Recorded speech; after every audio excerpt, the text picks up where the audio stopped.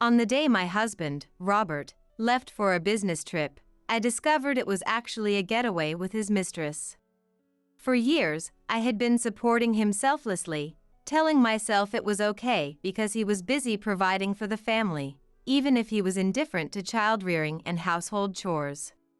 But it was all a lie. All those late nights and business trips were for his mistress. He had been deceiving our family, playing alone all this time. How could I have been fooled for 10 years? I collapsed in tears, overwhelmed by sorrow, and my son, Thomas, gently patted my back. "Mom, don't cry. Leave it to me." He smiled, a hint of mischief in his eyes, as if he had a plan. Thomas is a genius with an IQ of 200. He comes up with ideas and plans that I, an ordinary person, could never imagine. I decided to let the strategist his plan and execute a revenge drama. When I heard his plan, I was terrified. But the crime of deceiving me all these years was grave. Thinking of confronting the person who made me unhappy made my fears and worries naturally disappear. Robert and his mistress would have to atone for their sins. Unaware, he would return home to screams. Just imagining it made me smile. I couldn't wait for this revenge drama to unfold. My name is Susan. I'm 40 years old and work part-time. I started dating Robert in college, and we eventually got married. Now, we live with our 15-year-old son, Thomas. When Thomas was born, I thought Robert and I would cooperate in raising him and doing housework together. But reality was far from that. As a salesperson, Robert prioritized work over home. Even when I was sick, he would just say, "Hang in there," and head off to work. And he never came home early. If work was busy, he would stay late, leaving me and our child alone. I felt sad and longed for him to empathize with my feelings. But I couldn't voice such selfish desires. I had decided to quit my job to raise Thomas at home instead of sending him to a daycare center. With our income reduced, Robert felt compelled to work harder to earn money. He never complained about my selfishness, and despite his awkwardness, he was kind. "Today, I'll be working late again, so I'll grab dinner outside." "All right, do your best." Lately, our conversations were limited to a few words in the morning. "Is Dad not coming home today either?" "Yes, because he needs to earn a living for us, Thomas. You should appreciate that." I said it to him, but it was really directed at myself too. And when he came home late at night, Robert, quite drunk, would wake me up. "Hey, I'm back." "Oh, welcome home." He always woke me up even though I was asleep and would say the same thing. "Hurry up and prepare the shower for me." I wished he would prepare it himself and quietly take a shower. But since he was supporting us, I couldn't complain. Rubbing my sleepy eyes, I prepared the shower and picked up his scattered suit to clean off the dust. After he finished his shower, I had to clean the shower room, of course. So, I waited in the living room for him to finish and come out. "I'm done. I'm going to bed." "Good night." After finishing his own tasks, he went to the bedroom without waiting for me. Even though it was the same bedroom, I had a rule to never disturb Robert's sleep. No light leaking from the hallway, no sound of footsteps or creaking floorboards. On nights when it took a bit longer to clean the shower room, I would give up going to the bedroom and sleep on the living room sofa. In the morning, Thomas, who was usually late to wake up, would find me. "Mom, why are you sleeping here?" "Oh, wait, is it that time already?" Panicked, I got up, thinking I had overslept. But when I checked the time, it was still early. "It's okay, you can go back to sleep. I just happened to wake up early today. I thought I'd study in my room, but decided to do it in the living room to refresh myself." "Oh, you don't need to study that hard, Thomas. You're already doing great." Thomas had always been smart since he was a child. He was curious about many things and read a lot of books, always scoring perfect marks on tests. His teachers said it would be a waste for him to go to a local junior high and recommended highly ranked preparatory schools. Curious about how gifted Thomas was, I once had him take an IQ test. The result was an astonishing IQ of 200. By the way, I took the test with him and barely reached an IQ of 100. This alone made me realize how exceptional he was. Thomas, if you're interested, why don't you try enrolling in a prep school? I think I'm good. I'd prefer a junior high close to home. Commuting by bus would mean early mornings and dealing with rush hour. I'd rather get plenty of sleep. He didn't seem motivated, so he didn't enroll in a prep school. While I could appreciate Thomas's brilliance because I had taken my own IQ test, Robert didn't seem particularly interested. When I told him that Thomas had an IQ of 200, his response was a single, dismissive line. "Oh, I see." There was no fuss, just a calm acknowledgement. It was either that he didn't understand the significance compared to his own IQ or he genuinely wasn't interested, likely the latter. Since then, he hasn't shown much interest in Thomas, even up to now. It turns out that there was a reason he woke up early to study. I actually have a dream now. I've found a high school I want to attend. There's a meeting with the teacher coming up, and I wanted to tell Dad about it before then. That's why I thought I'd study until he wakes up. I see. I'm sure he will support you no matter which high school you choose. I encouraged Thomas. As we were talking, Robert woke up. Oh, Dad, good morning. I have something I want to discuss with you before the meeting with my teacher. Huh? A meeting with your teacher? Mom will go for that, so tell her. Robert showed no interest in his son's plans. I know you're busy, but this is important for Thomas's future, isn't it? I always see how he is doing, but you're often too busy to get involved. This is the time you need to be there. What? No, it's fine. I'll support Thomas in whatever high school he wants to attend. Do your best. Despite saying he'd support him, he didn't even ask the name of the school. Yawning, he responded with a dismissive nod. By the way, I'll be on a business trip for a week starting the day after tomorrow. You're saying that like it's not important. Prioritizing his schedule over Thomas's significant decision must have shocked Thomas. Without realizing his insensitivity, Robert continued to complain. And spending a week with the boss, man, that's really unlucky. I have to entertain clients and keep the boss happy, what a drag. He sighed and complained, seeking sympathy for his upcoming business trip.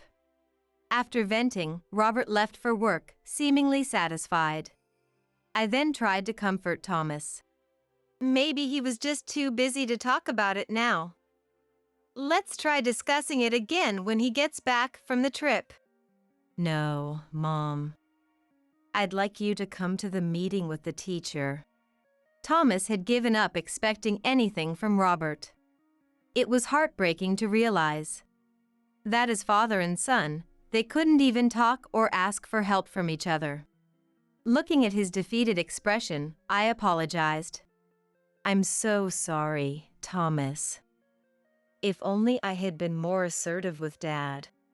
It's not your fault, Mom. Don't worry about it.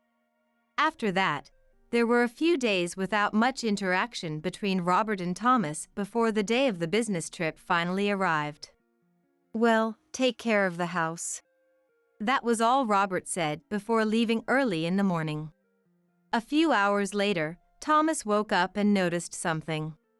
Hey, isn't this Dad's hotel ticket for today? Thomas came over to me with an envelope. It had apparently fallen into a gap under the hallway shelf. When I checked, it turned out to be a hotel reservation. Oh no, this is bad. Without this, Dad and his boss will be in trouble. I decided to check the contents of the envelope to make sure the ticket was actually inside. Perhaps he had just left an empty envelope behind. I opened it and pulled out a piece of paper, reading the words aloud. 10th anniversary trip with Lisa. What? There were no hotel tickets inside the envelope, only a detailed schedule for the week, hinting at the presence of another woman. Though I was deeply shocked, I hoped it was some kind of mistake, and called Robert's office. Hello, this is Robert's wife. Is my husband on a business trip today? The receptionist, sounding confused, told me that Robert had taken a week of paid vacation. As soon as I hung up the phone, I knew for certain that Robert was having an affair, and my mind was in turmoil. 10 years. I've been deceived for 10 years. No matter how selfish or unreasonable Robert had been, I always forgave him because I believed he was working hard for Thomas and me. I thought Robert was just awkward but still cared for and loved his family. Finding out about Robert's betrayal brought me immense pain and sorrow. As I sat down and cried, Thomas gently patted my back. Mom, what do you want to do about Dad? Would you forgive him if he cut ties with this Lisa person? That's impossible. It's been 10 years. I can't forgive him. As I muttered this, Thomas said, Then leave it to me. When I looked up at Thomas, I saw an expression I couldn't quite decipher, but he smiled. Somehow, he also looked incredibly reliable. Before I knew it, I was asking Thomas for help. Thomas, please. With your intelligence, you can teach Dad a lesson. Thomas immediately sprang into action. I realized that while I had an exceptional son on my side, Robert had unwittingly made an extraordinary enemy. Robert, enjoying a trip with his lover under the pretense of a business trip, was completely oblivious. I smiled with satisfaction, eagerly anticipating the day of reckoning. When Robert returned, his face was glowing, but he started pretending to be exhausted from the trip. I'm so tired, he said, beginning his act of having had a difficult business trip. I really don't want to go on any more business trips. Why did my first trip to Seattle have to be with my boss?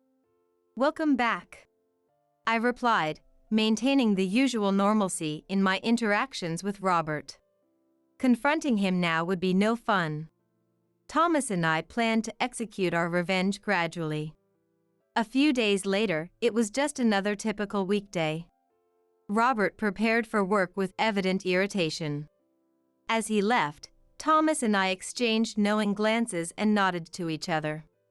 That evening, Thomas returned from school. I'm home. Mom, what happened? You're badly hurt. And who is this?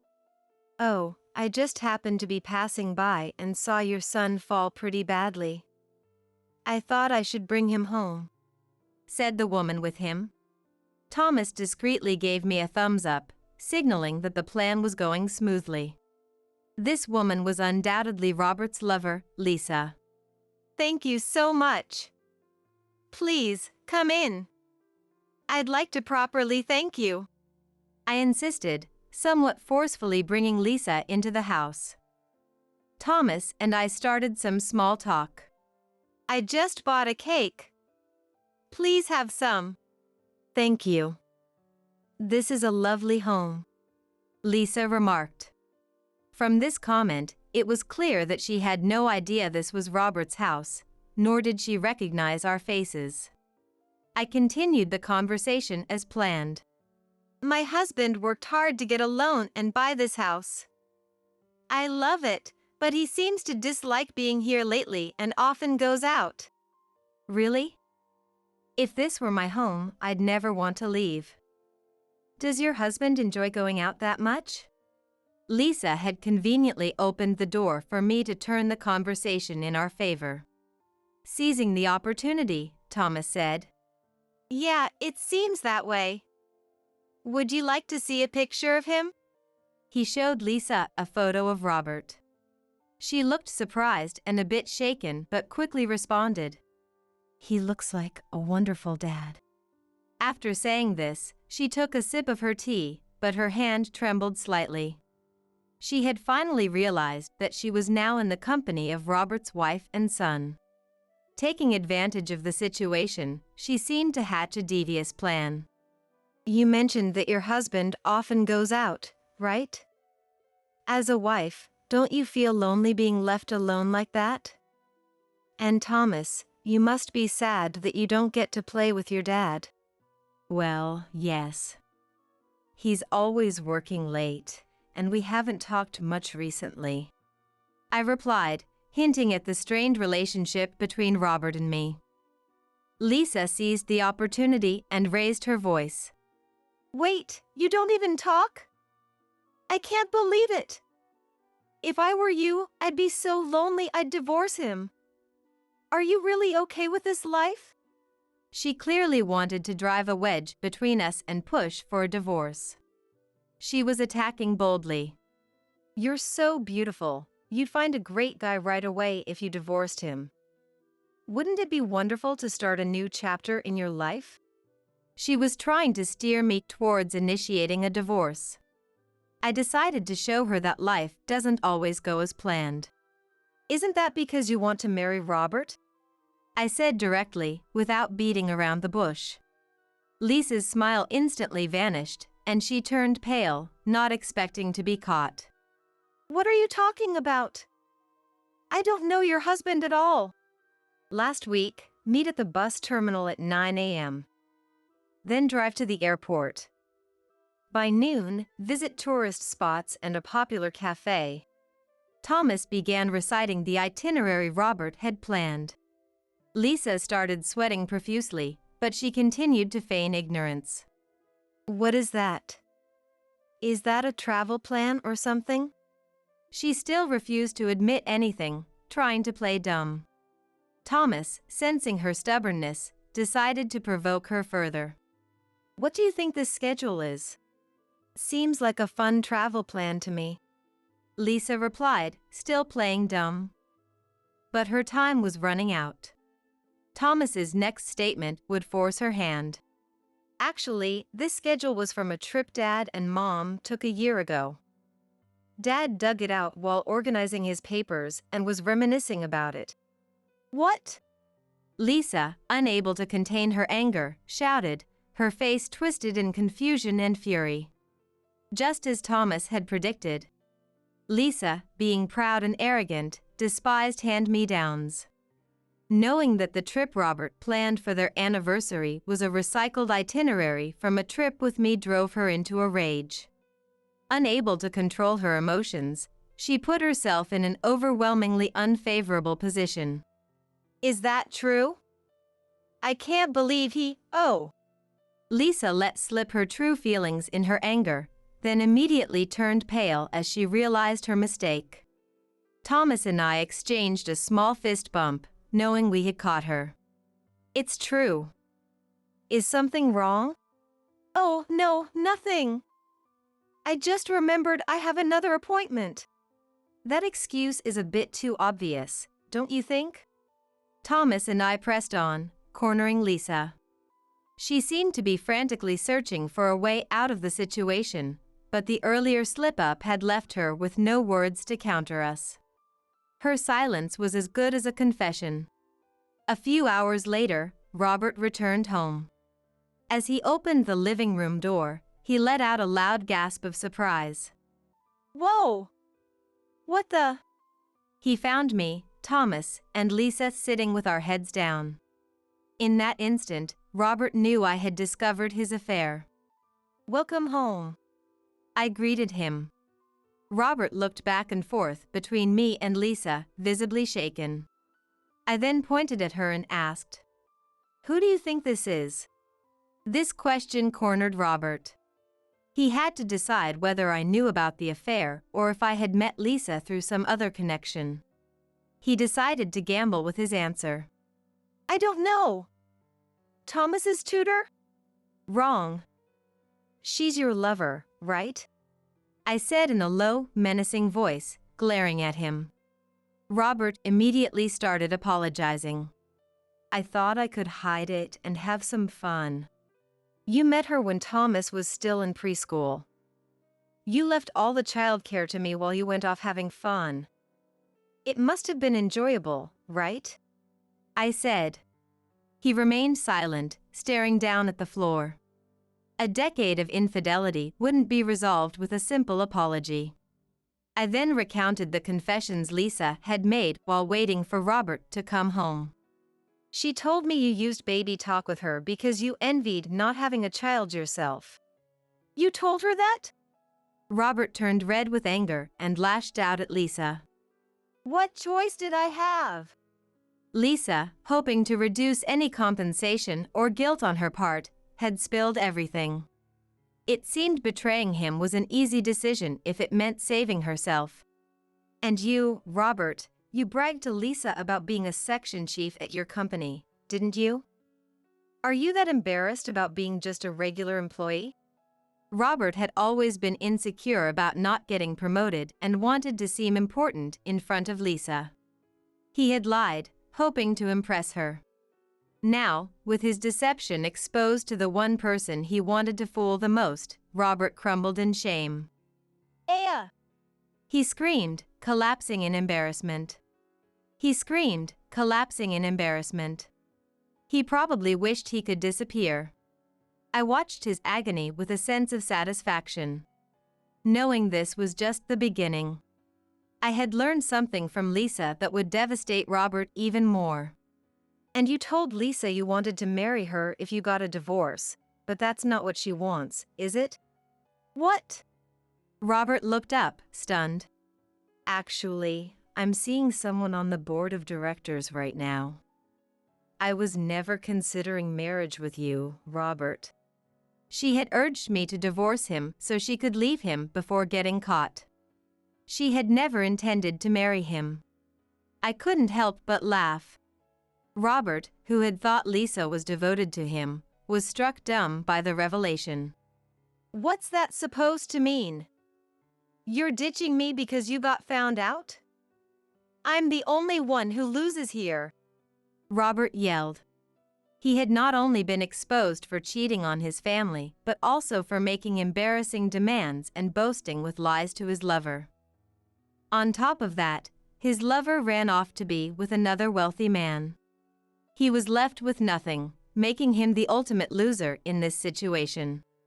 Do you think you're the only one who's suffering? Not even a bit. This is all your own doing, I said coolly. Robert fell silent, glaring at Lisa with resentment. I treated you so well, and now you're cutting me off as soon as you get caught. This is why women are so, he muttered, griping to himself. Thomas spoke up. Dad, stop embarrassing yourself. Realize how pathetic you are, lashing out like a child. Being told by his own son that he was worse than a child crushed whatever dignity Robert had left as a father. Seeing this unpleasant side of him, Lisa muttered. Wow, I'm so glad I never planned to marry this guy. What a miserable life that would be. Lisa had another marriage lined up with a wealthy man. Speaking so casually, I decided to remind her. Don't forget, you still owe 10 years' worth of alimony. And how do you think your new lover will react when he hears about this? Of course, I won't tell him. And as for the alimony, my boyfriend is rich, so I can pay it off easily. She spoke as if her lover's money was already hers. I chose not to challenge her on that and informed her that I would be pursuing the claim through a lawyer. Lisa boasted that she would pay it all in one go. I looked forward to seeing that play out. After Lisa left, I placed the divorce papers in front of the sobbing Robert. Complaining that he didn't want to be left with nothing after the divorce, he eventually succumbed to the cold stares from me and Thomas and filled out the forms. We thoroughly checked for any missing information before turning our backs on Robert without saying goodbye. Thomas, we'll stay at Grandma's for a while, but once we've saved enough money, we'll move near your preferred school. Thank you, but don't overdo it, Mom. I'll help out once I can get a part-time job. Thomas had always been considerate of me. I vowed to ensure our new life didn't feel constrained by the divorce. When we returned to my parents' home, they were waiting up for us despite the late hour. They had prepared beds and warmly encouraged us to rest. For the next few months, they took care of both me and Thomas. A few months later, through our lawyer, we filed compensation claims against Robert and Lisa. Robert began making monthly payments, but there was no word from Lisa. Despite her earlier bravado about paying it off in one go, we sent another notice, warning of legal action if she failed to pay. Finally, we received a response from Lisa through her lawyer. It turned out that when she asked her boyfriend for a large sum of money without explaining the reason, he grew suspicious and broke up with her, thinking she was only after his money. No one, no matter how wealthy, would give away money without a reason. Lisa then confessed to her boyfriend that she had been having an affair with a married man and needed the money to pay compensation. She naively believed that a heartfelt apology would earn his forgiveness. Instead, the situation worsened. Having already introduced Lisa to his family and friends as his fiancée, he was furious at the humiliation. He used his connections to get her fired from her job as a receptionist. Why? I'm sorry, I know I was wrong, but breaking off the engagement is too much. Despite her protests, Lisa's life spiraled downward.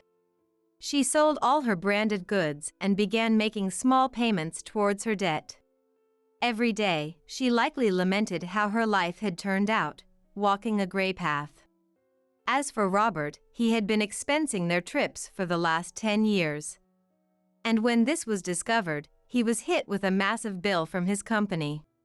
Between the divorce settlement, child support, and the company's claim, he was left with nothing for his own living expenses. He grew more gaunt by the day, barely eating, and making frequent mistakes at work. Eventually, his errors caused significant losses for the company, leading to his dismissal. Now, without any income and mounting debt, Robert's life fell apart. He even tried to visit my parents' house to apologize, but my dad sent him away. Whatever excuse he had to try and mend things was not worth hearing. I was grateful to my dad for protecting us from Robert's selfish attempts to reconnect. Time quickly passed, and this year, Thomas will become a lawyer. Now, I can finally protect you no matter what, Mom. Back in middle school, Thomas had told me he wanted to become a pharmacist. However, the incident with Robert drastically changed his dreams. If I had studied law, I might have been able to confront Dad even more. I regret my lack of knowledge. It's embarrassing. He had been lamenting this ever since we started living at my parents' house after the divorce. What are you saying? Thanks to you, I was able to uncover the affair and get a divorce. You have nothing to feel bad about. Despite my reassurances, a few weeks later, Thomas brought me a career survey form and firmly declared his decision. I've decided I'm going to become a lawyer. I was taken aback and asked him to reconsider, but Thomas's resolve was unwavering. I want to use this experience to help many more people. So, Mom, I need your support.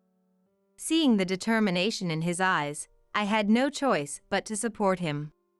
If you're that determined, then go for it. I know you'll become an outstanding lawyer. From then on, I supported Thomas through high school and university, all the way until he could become a lawyer. And this year, he has finally achieved that goal. Watching him grow, I couldn't hold back my tears. Thomas, you were so small back then. You've grown so much.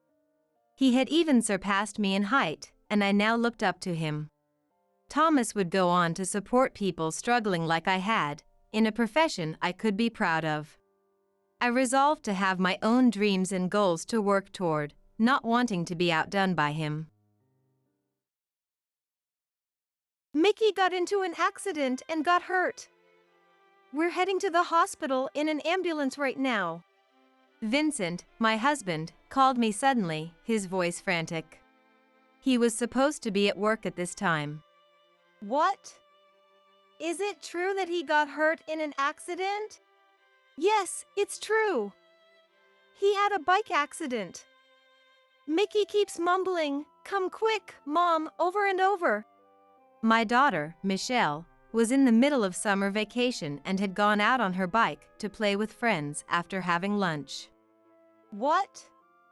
No way, Michelle. Michelle? Wait. Oh. The moment I mentioned Michelle's name, Vincent's previously agitated voice suddenly stopped. Then, unnaturally calm, he said, "Forget what I just said. Bye." And hung up without waiting for a reply.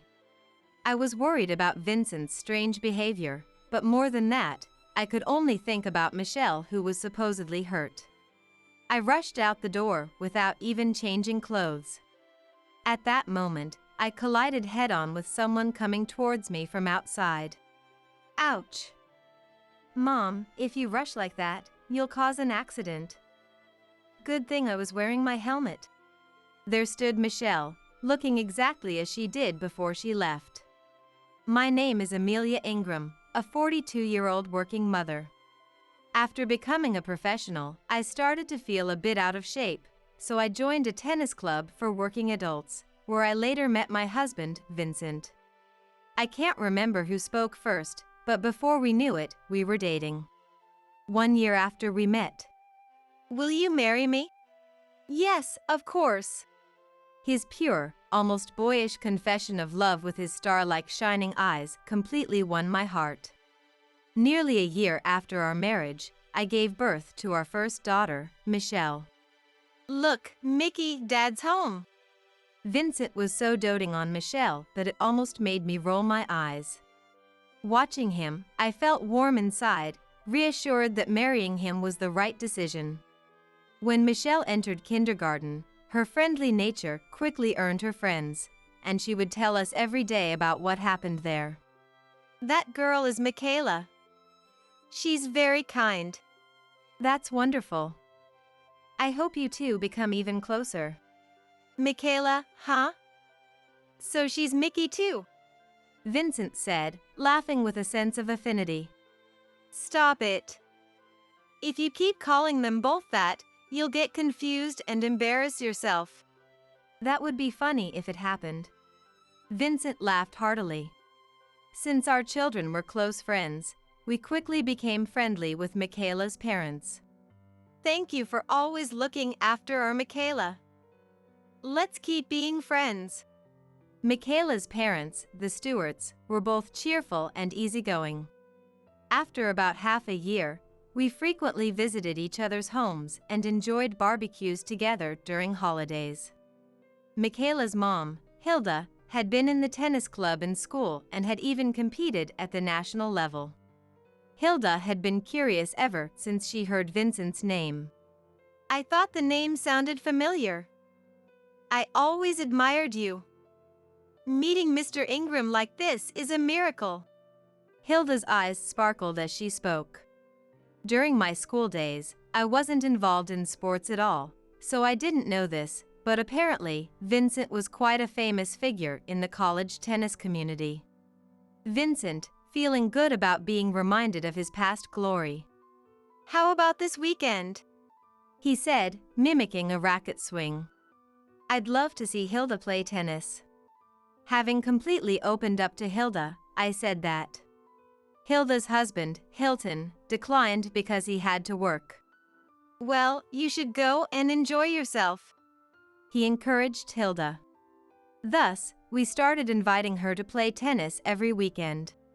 Hilda, having participated in national tournaments, kept up with Vincent's agile movements, unlike me who was just building my stamina. Unable to keep up with their movements at all, I soon ran out of breath and rested alone on the bench. When Vincent won with a powerful smash. "That's our Vincent! Fantastic!" Hilda ran over and pressed a chilled drink from the cooler box to Vincent's cheek. Vincent let out a surprised cold, and Hilda laughed amusedly. An elderly couple passing by on their walk commented, "Look at that! What a lovely couple!" "Yes, it reminds me of our younger days." They looked at Vincent and Hilda, reminiscing about their youth. Now that it was mentioned, Vincent and Hilda could indeed be mistaken for a married couple by strangers. Thinking this, I felt a bit gloomy. Whether he knew my feelings or not, Vincent started going out to play tennis with Hilda whenever they could find time, even without me. "Did you go out with Hilda again?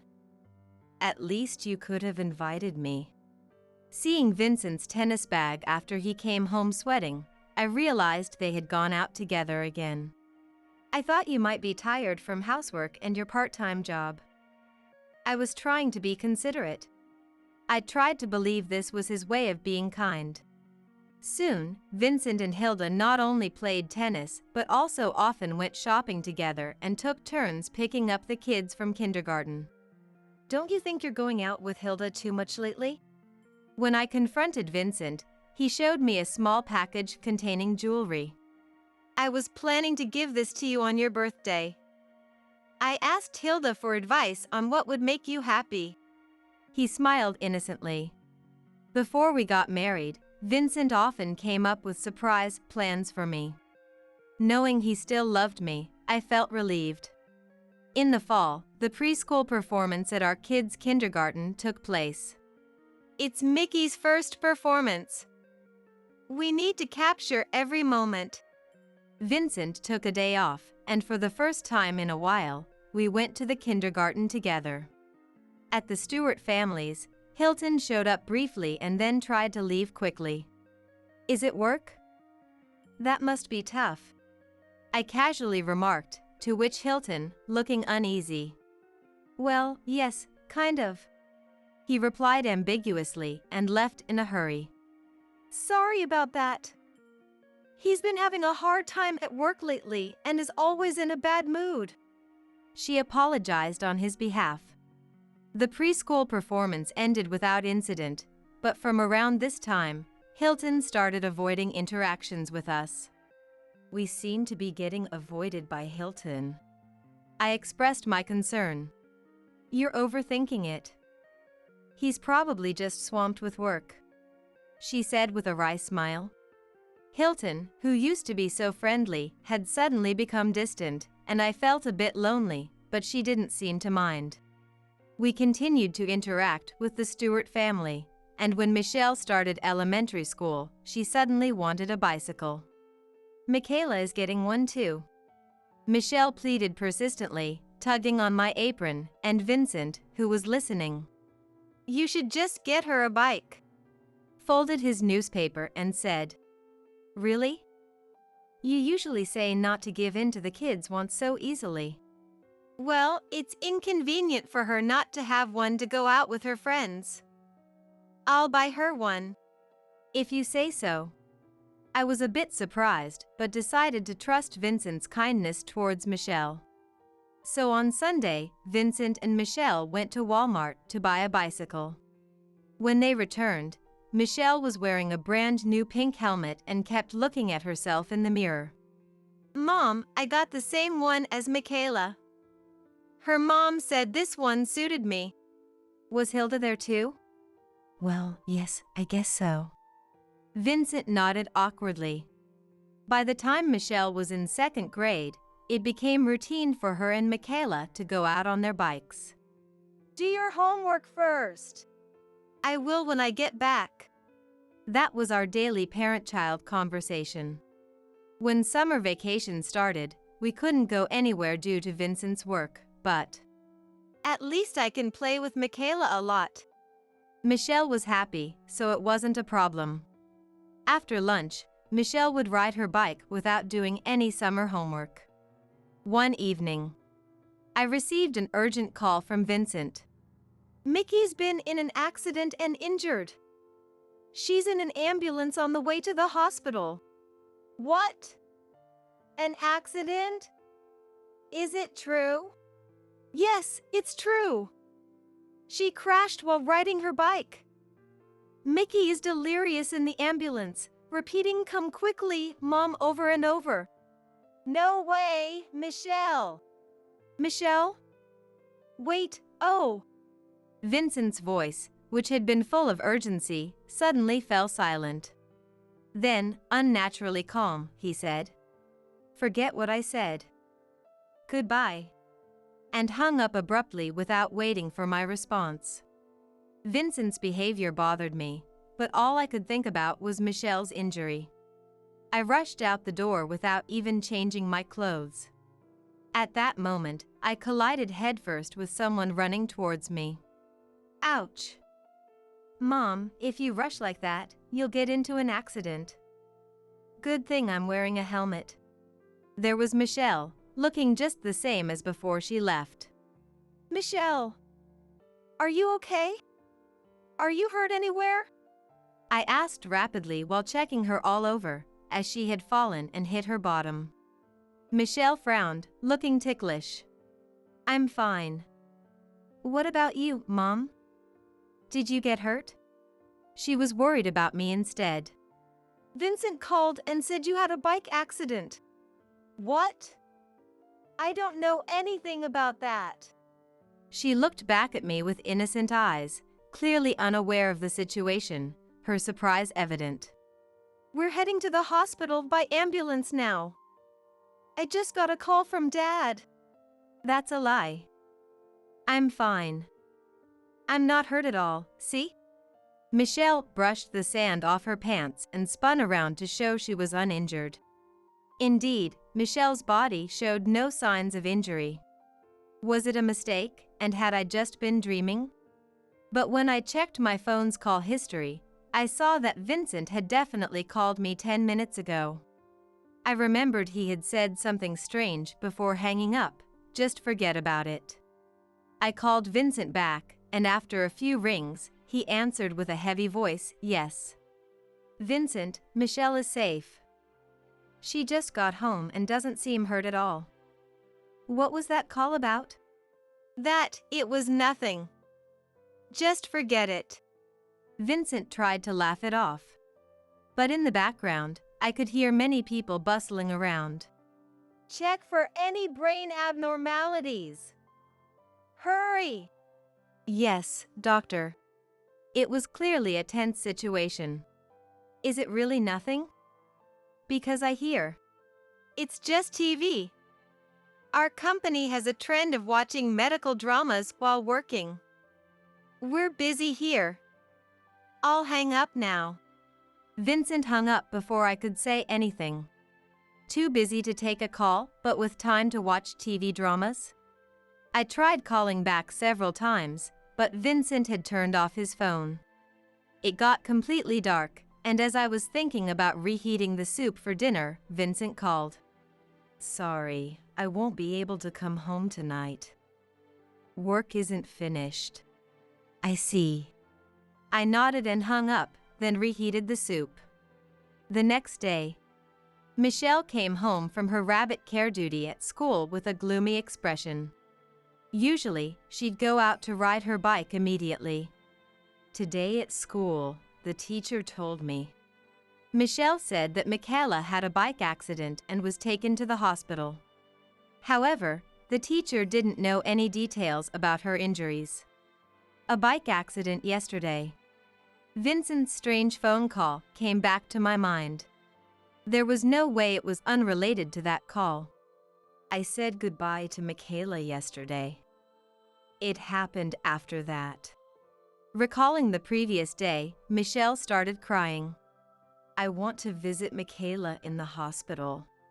Since Michelle wanted to visit, I quickly got ready and we headed to the hospital where Michaela was admitted. Michelle. You came. Michaela looked surprisingly well, which made me sigh in relief. Her mother, Hilda, was sitting next to her bed. Amelia, Michelle. Thank you for coming. But Hilda quickly looked away from me for some reason. I was so shocked when I heard she was rushed to the hospital after a bike accident. According to Hilda, Michaela had a slight fracture in her arm, and she wouldn't be in the hospital for long. I'm sorry for the trouble Vincent caused. At that moment, I responded. Huh? Why was Vincent's name mentioned here? Sure, the day before, I got a strange call from Vincent about Michelle's bike accident, but Vincent kept saying it was a mistake. Why is Vincent's name coming up? Does he have something to do with the accident? I asked, and this time Hilda looked surprised. What? Didn't you hear about Michaela's accident from him? I explained that the information about Michaela's accident came from Michelle's school teacher. Then Hilda looked obviously uncomfortable and muttered, Oh no! There was definitely something behind that call. I couldn't help but be convinced. Can you tell me what happened yesterday? I asked calmly, with a smile. Hilda stammered, unable to give a proper answer. Well, Michelle's mom. Ignoring the adult tension, Michaela began talking about the accident. According to Michaela, she got into the accident right after parting ways with Michelle. Michaela saw Hilda and Vincent holding hands from a distance and tried to call out to them. Whoa! Michaela! Stop it! Hilda tried to interrupt Michaela's testimony in a panic. Go on. I'd like to hear more from Michaela. Michaela smiled cutely and said, okay, and continued. Just as she was about to call out to them, she unfortunately collided with a truck coming out from a side road. The truck had slowed down, but Michaela's light body and bicycle were easily thrown off. Fortunately, she landed on soft soil instead of concrete, and since she was wearing a helmet, she avoided serious injury. Hilda and Vincent were too far away to notice her accident. Later, Hilda turned a corner and disappeared from sight after parting ways with Vincent. Vincent, who came towards Michaela, finally noticed the accident. Michelle's dad stayed with me at the hospital. Michaela recalled happily. That's good. I glanced at Hilda, who still had her head down and wouldn't look up. What's wrong, Hilda? You don't look well. Nothing. Hilda replied, her lips trembling. I should get going to prepare dinner, so I'll be leaving now. Michelle, see you. Bye, Michaela. Michaela kept smiling, but Hilda remained silent until Michelle and I left the hospital room. Michaela's mom didn't seem well. She's probably sleep-deprived from taking care of Michaela. I brushed off the question and gently patted Michelle's head. When we got home, Vincent was already there. You're home early today. Yeah. It seems that Hilda has already reported on the interactions in the hospital room that day. He seemed unsettled, like he was trying hard to think of something to say. I visited Michaela in the hospital today. Really?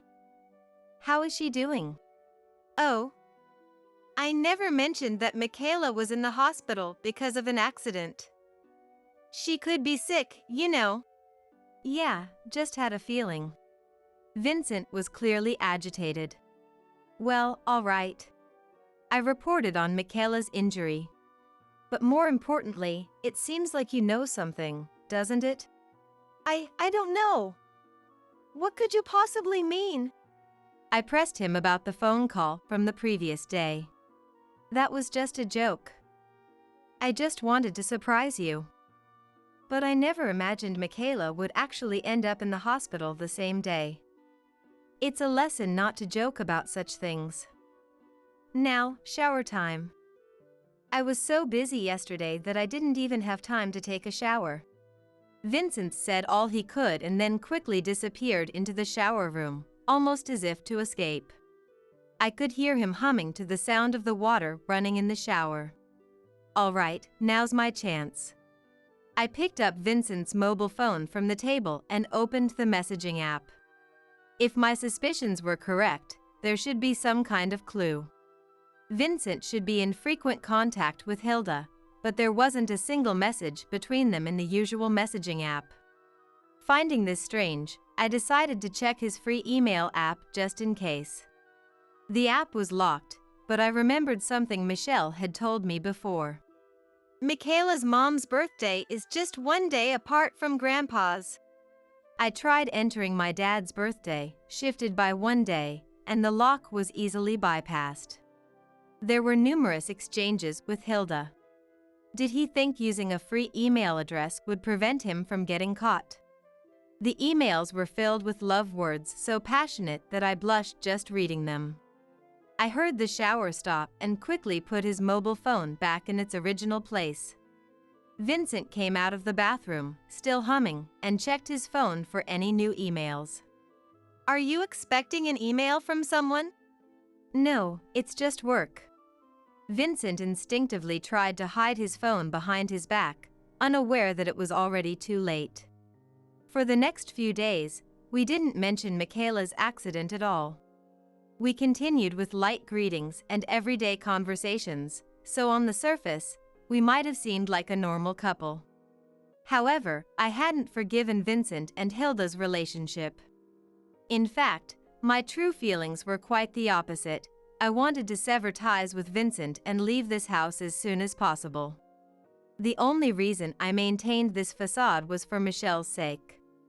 Michelle, with her sharp intuition even as a child, had sensed something was wrong when I discovered the affair between Vincent and Hilda. "What's wrong, Mom? Are you feeling unwell?" she asked with concern. I didn't want to burden my kind-hearted Michelle with this, but I knew I would have to deal with it eventually. With a determined heart, I invited the Stewarts over to our house. "This is my one and only chance," I said to myself, trying to muster the courage every time I felt like running away while looking in the mirror. On that day, both Vincent and Hilda's husband, Hilton, had the day off from work. I didn't want Michelle to overhear such an adult conversation, but fortunately, she had rabbit care duty that day. According to Hilton, Michaela's injury had completely healed. She should be able to leave the hospital in 2 or 3 days. That's good to hear.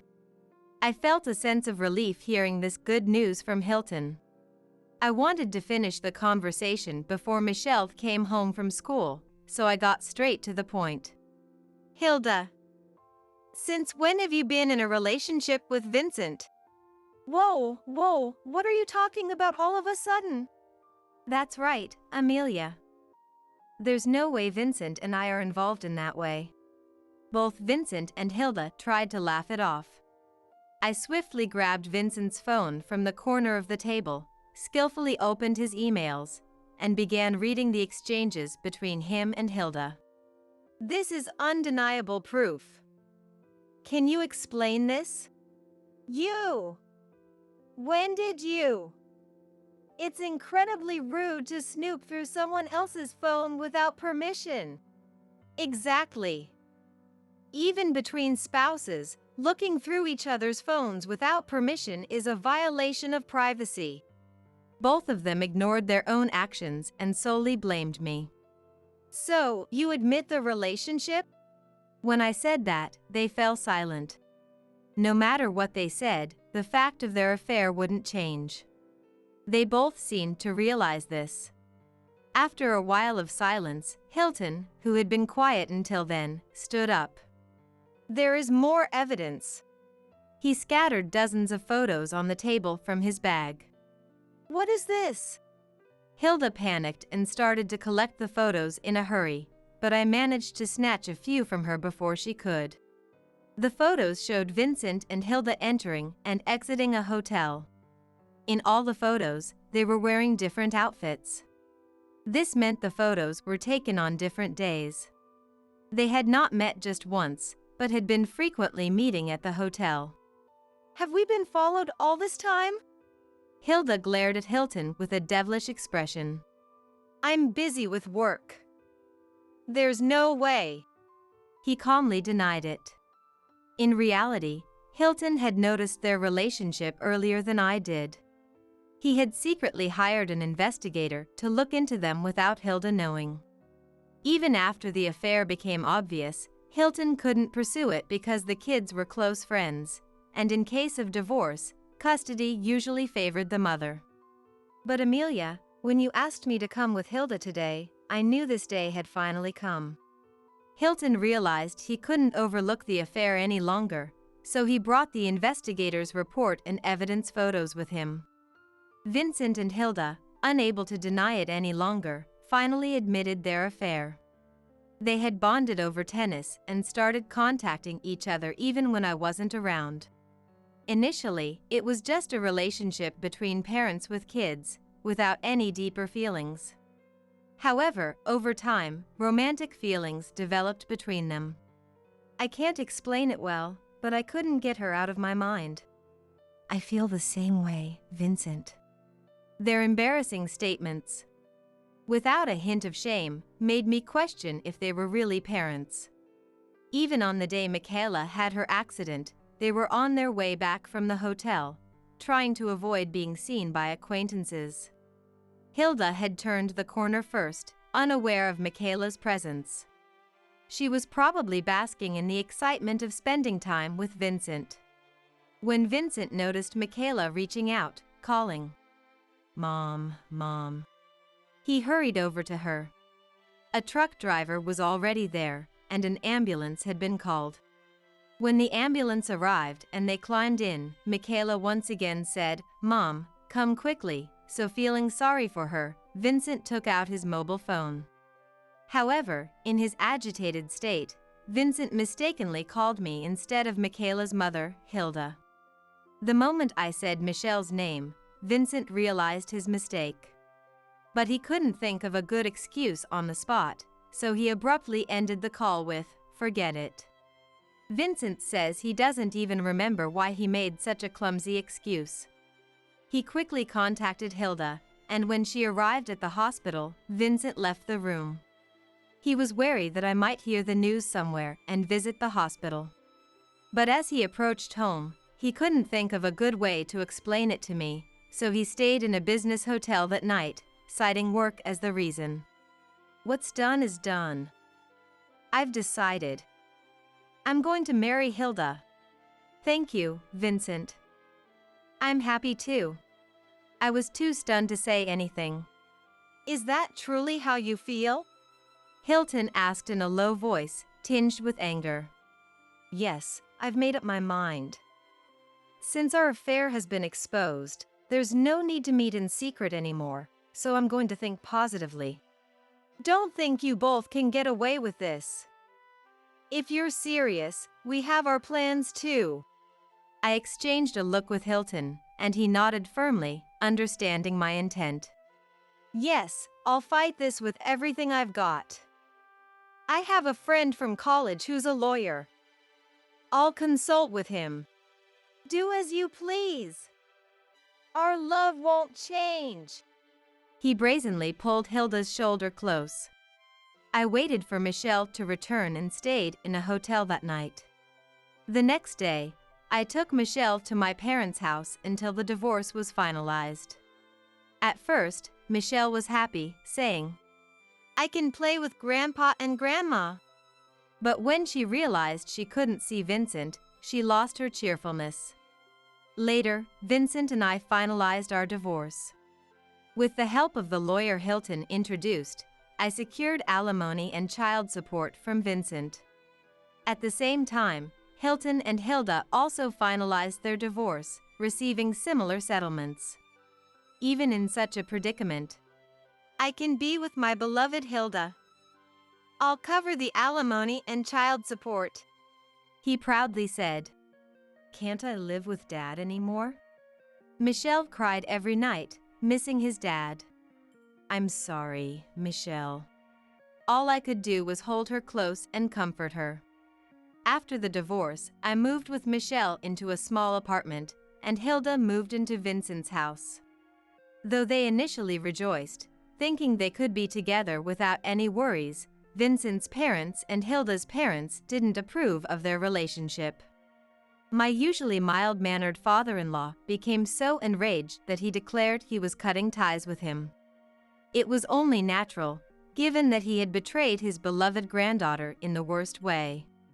Still, Vincent and Hilda lived without concern for a few weeks, but rumors of their affair quickly spread throughout the town.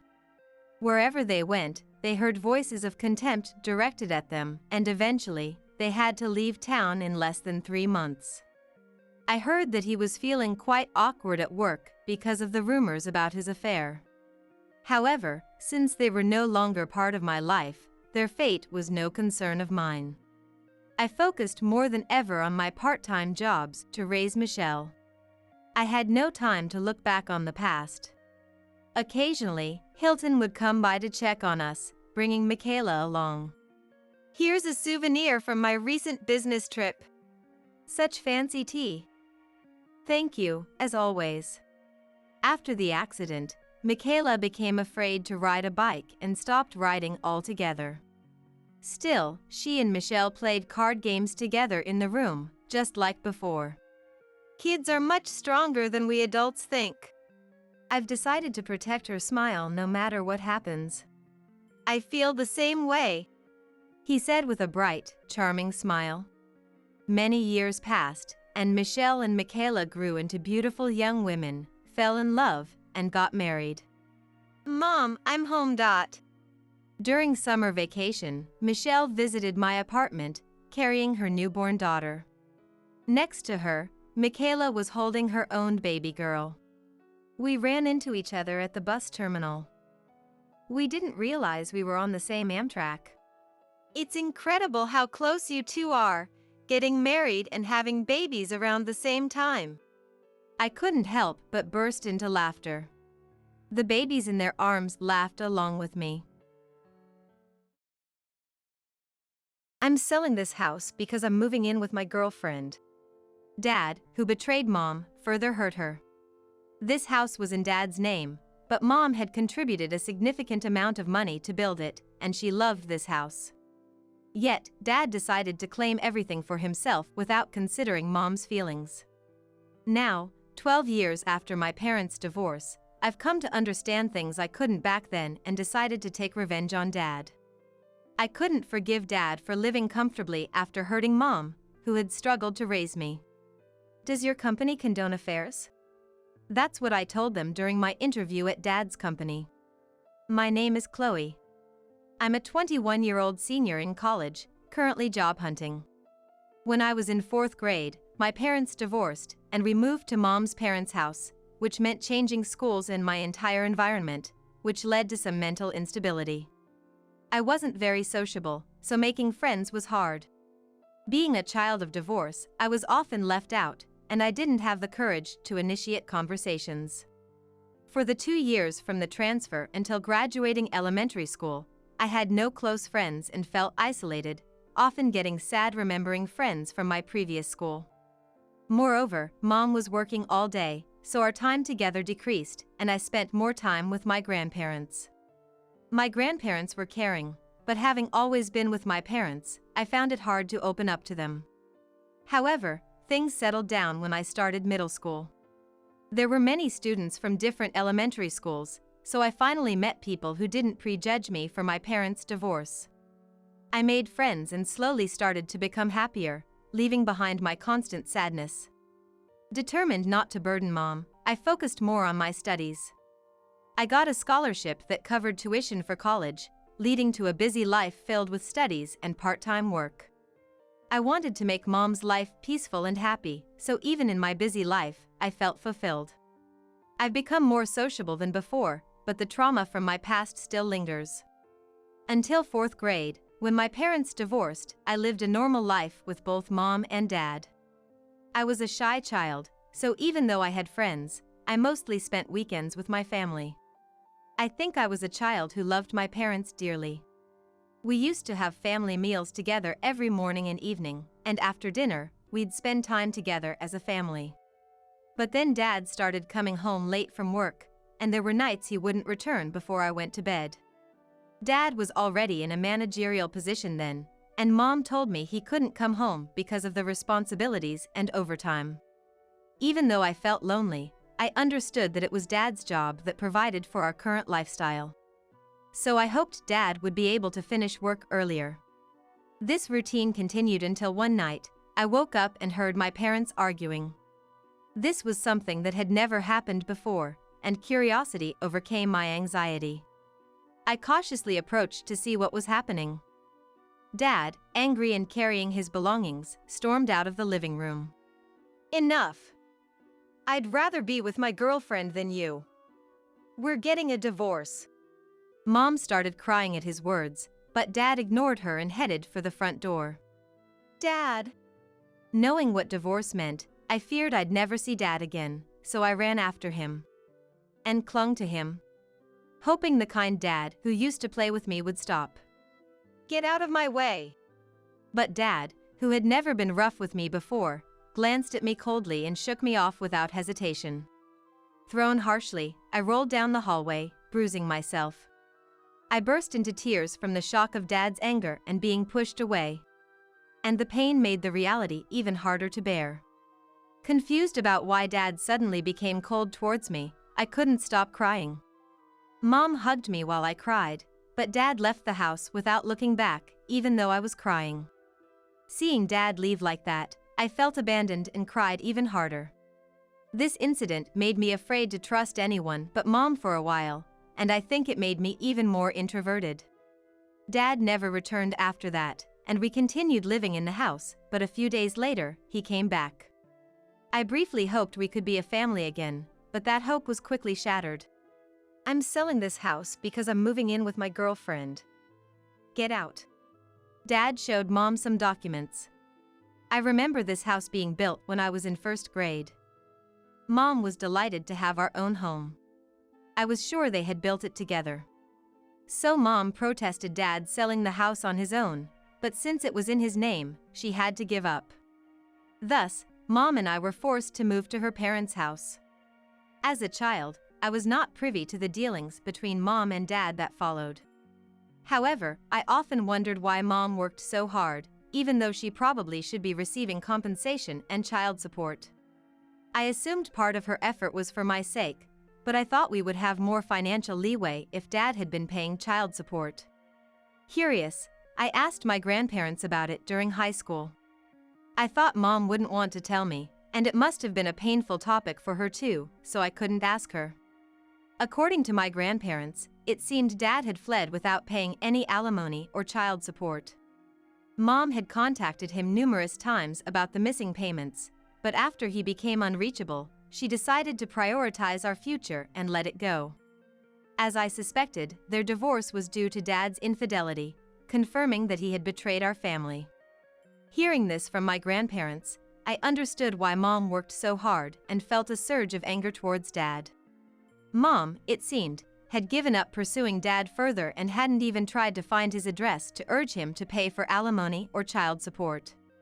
Though I was angry with Dad, who didn't seem to have much remorse, my desire to ease Mom's burdens quickly overshadowed it.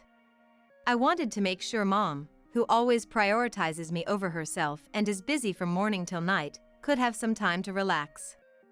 I've always thought that Mom should take more care of herself.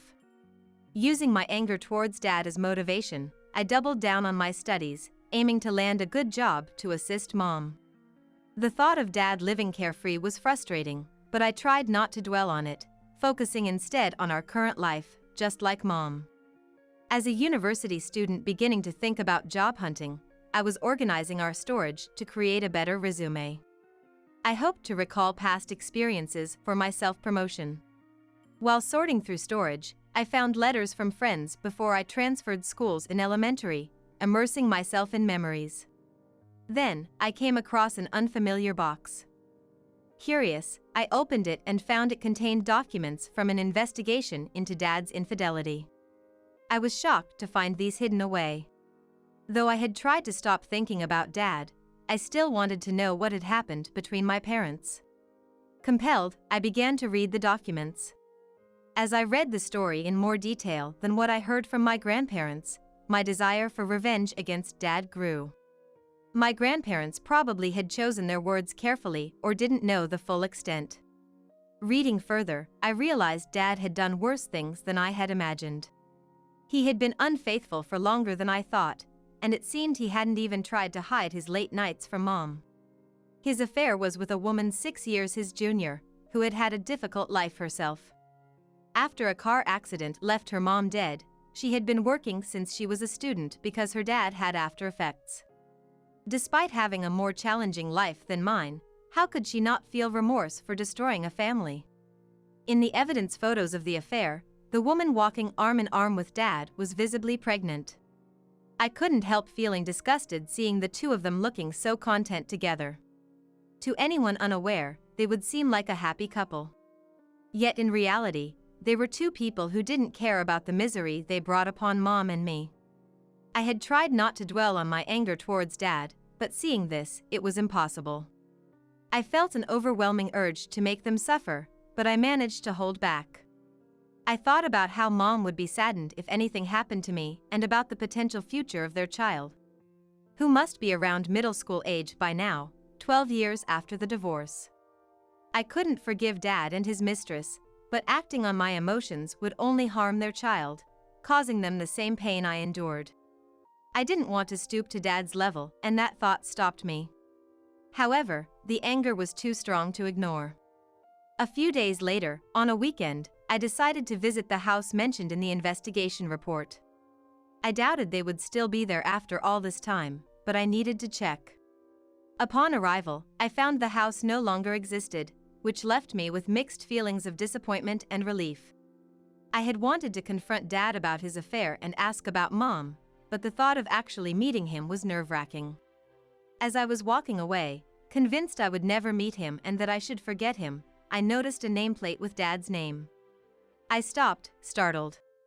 Trying to convince myself it was probably someone else, curiosity led me to observe the house more closely.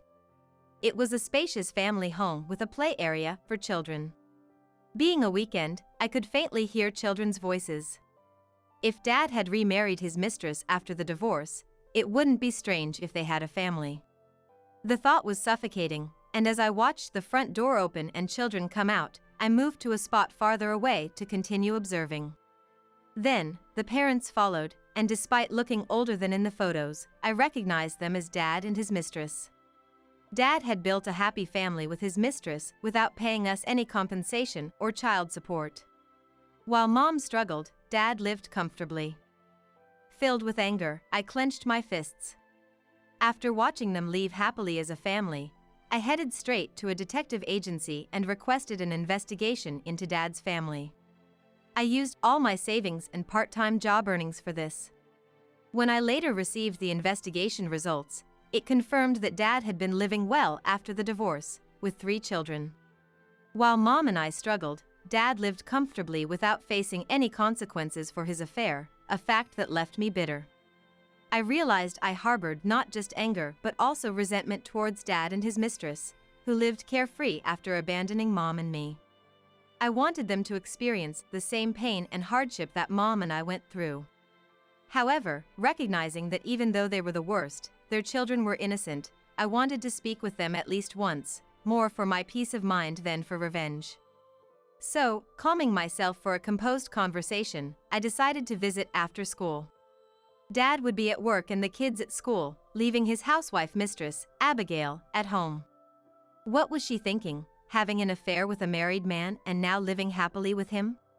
With questions and things I wanted to say, I went to their house on a day school ended in the morning and rang the doorbell. As expected, Abigail answered. "Yes, how can I help you?" Her normal response irritated me, and I blurted out, "How can you live normally after stealing Dad from Mom and me and breaking up our family?" It seemed I wasn't as calm as I thought, speaking sharply without realizing. "What? What are you talking about?" She seemed quite dubious, possibly on guard because of the sudden question.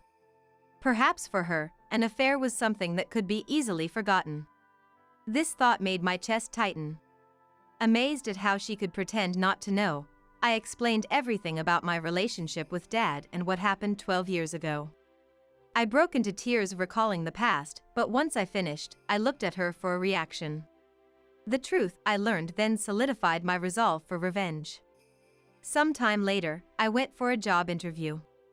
With good grades and active involvement in various activities, I had many strong points. I usually passed the document screening without issues, and this time, as I faced the interviewers, it seemed like I had already left a favorable impression again. 3 interviewers questioned me while reviewing my documents. Thanks to my preparation, I answered smoothly, and the interviewer's cheerful expression and impressed attitude made me feel quite confident. At the end, when they said I could ask any questions I had, I decided to ask something I had been wanting to know. Does your company condone affairs? What actions would be taken if an affair occurs? My question surprised the interviewers, leaving them momentarily speechless. After a pause, they said they hadn't encountered such a situation but would probably impose some penalty. And when asked why I was inquiring about this, I explained the whole situation. My father, who abandoned my mother through infidelity, works here and is currently having an affair within the company. One interviewer, visibly upset, slammed the table and stood up angrily. Are you joking? How dare you come here and lie in such a manner? This is outrageous. I immediately retorted. Please don't shout just because I hit a nerve, Dad. I had actually known that Dad worked in this company and that he was involved in interviews as personnel. Therefore, I purposely attended this interview to expose Dad's actions. There were many interviewees, and it wasn't certain Dad would be the interviewer, but I thought damaging his reputation would be enough. His aggressive response to my presence added credibility to my story, and I felt a sense of satisfaction. Initially, Dad didn't seem to recognize me, but he became unsettled after reading my documents. He didn't remember my face, but my name and educational background must have made him realize I was the daughter of his ex-wife. He seemed relieved when I showed no reaction to seeing him, thinking I hadn't recognized him. I calmly retorted to Dad's anger. It's a fact that you cheated on Mom and are now in an affair with a younger woman in this company, right? I'm just stating the truth. The investigation I had commissioned revealed not only about Dad's post-divorce family but also his infidelity. Apparently, Dad was quite the philanderer, having 3 kids and still fooling around. He was having an affair with a younger female colleague, and there were photos of them looking happy together, leaving no room for denial. Is this some kind of harassment? Do you think you can get away with this? Dad accused me of lying and tried to blame me. He had been successful in hiding his actions so far and was desperate not to be punished. Smirking, I continued. It's the truth, isn't it? I wanted to know what the company thinks about having such a person in a responsible position. Dad wanted to make me look bad, but that wasn't going to happen. The other 2 interviewers, having witnessed our exchange, looked displeased. I showed them the final piece of evidence. By the way, this is the report on Dad's infidelity. I trust you will review it and take appropriate action. Dad tried to dismiss what I said in a panic, but I handed the investigation report to the other interviewers, asking them to address the affair. Dad tried to grab me, but I dodged and delivered my final blow. Abigail knows about this and is coming to the office today. I had told Abigail about Dad's affair, and in her anger, she had planned to confront him publicly. So before leaving the interview room, I declared to Dad that he had no escape. You told her? When did you even meet her? Dad, shocked and not expecting I knew Abigail, froze. Ignoring him, I left the room. Dad's yelling could still be heard after I closed the door, drawing stares from other interviewees. Normally, the atmosphere would feel uncomfortable, but knowing that I had derailed Dad's smooth life brought me a sense of relief. Originally, I came to this company solely for revenge against Dad, so failing the interview was not a concern. Having finished my task, I was walking down the hallway when I heard footsteps running up from behind. Turning around, I saw Dad, his face red with anger, charging at me to throw a punch. Surprised, I managed to dodge and avoided injury, but I stumbled and fell. Looking down at me, Dad shouted angrily, "What have you done? If it weren't for you." As Dad tried to hit me again, I braced myself, unable to evade, and covered my head with my arms, preparing for the impact. However, before he could strike, Dad froze. "What are you doing to Chloe? And what's this about an affair? You told me you were single, but you've been deceiving me." Abigail had arrived, startling Dad. She swung her bag at Dad, who was ready to strike me, hitting and shielding me from him.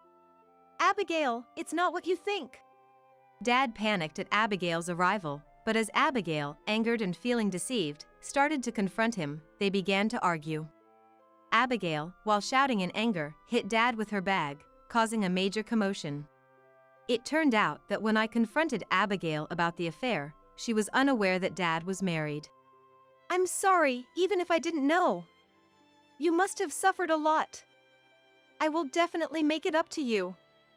I'm truly sorry." She apologized tearfully. Further conversation revealed that she met Dad through work, and he had been helping her as a struggling motherless child.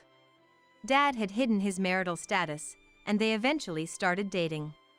Abigail had been working right after graduating high school in order to live with her father, who suffered from the after effects of an accident, which also took away her mother. It was natural to develop feelings for Dad, who had helped her.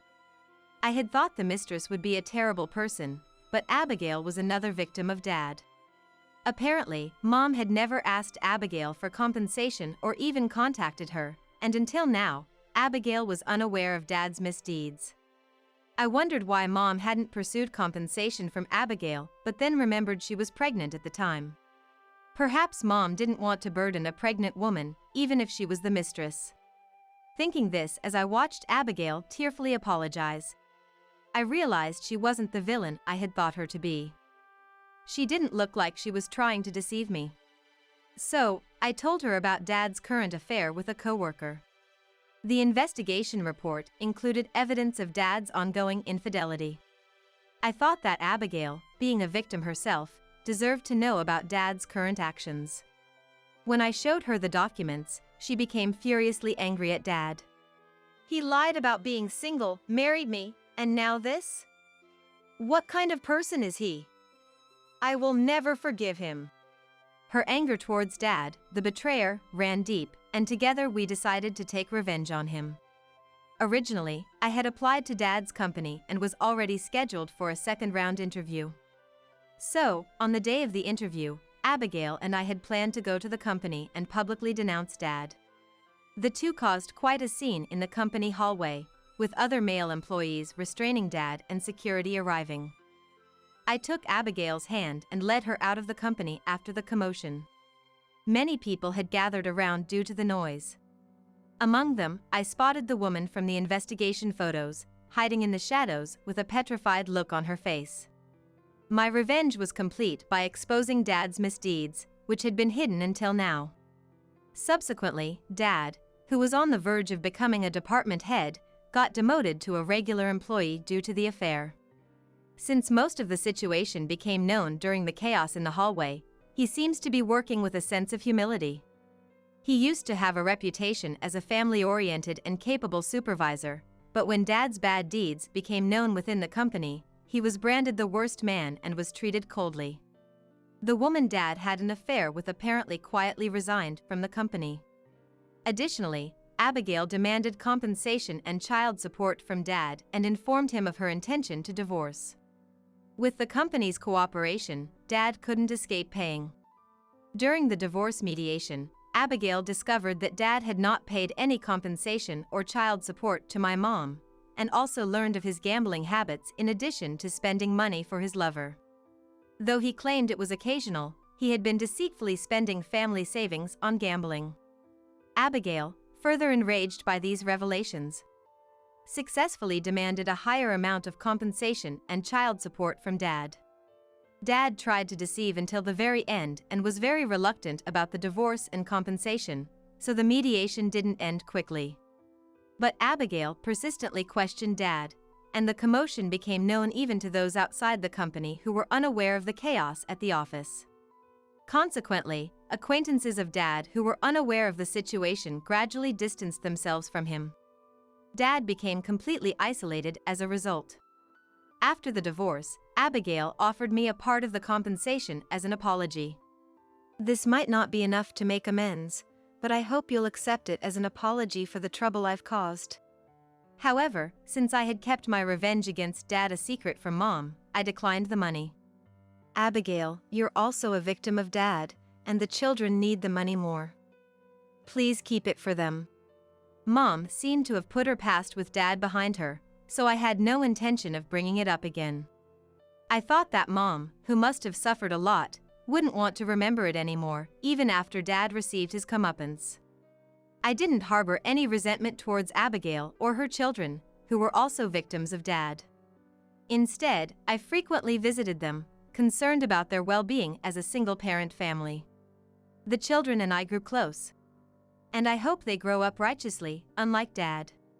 Getting to know Abigail better, I realized she was naturally calm and not the type to raise her voice. The stark contrast to the woman who had fiercely confronted Dad in the company made me reconsider Mom's strength during the divorce.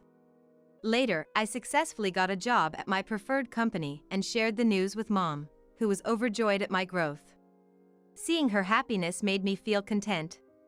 And without the shadow of Dad, I truly relished the moment. Determined to reduce Mom's burden, I geared up for my new job. I may never forgive Dad for his actions, but he's already received his just desserts. Now, I want to live happily, not worrying about Dad anymore.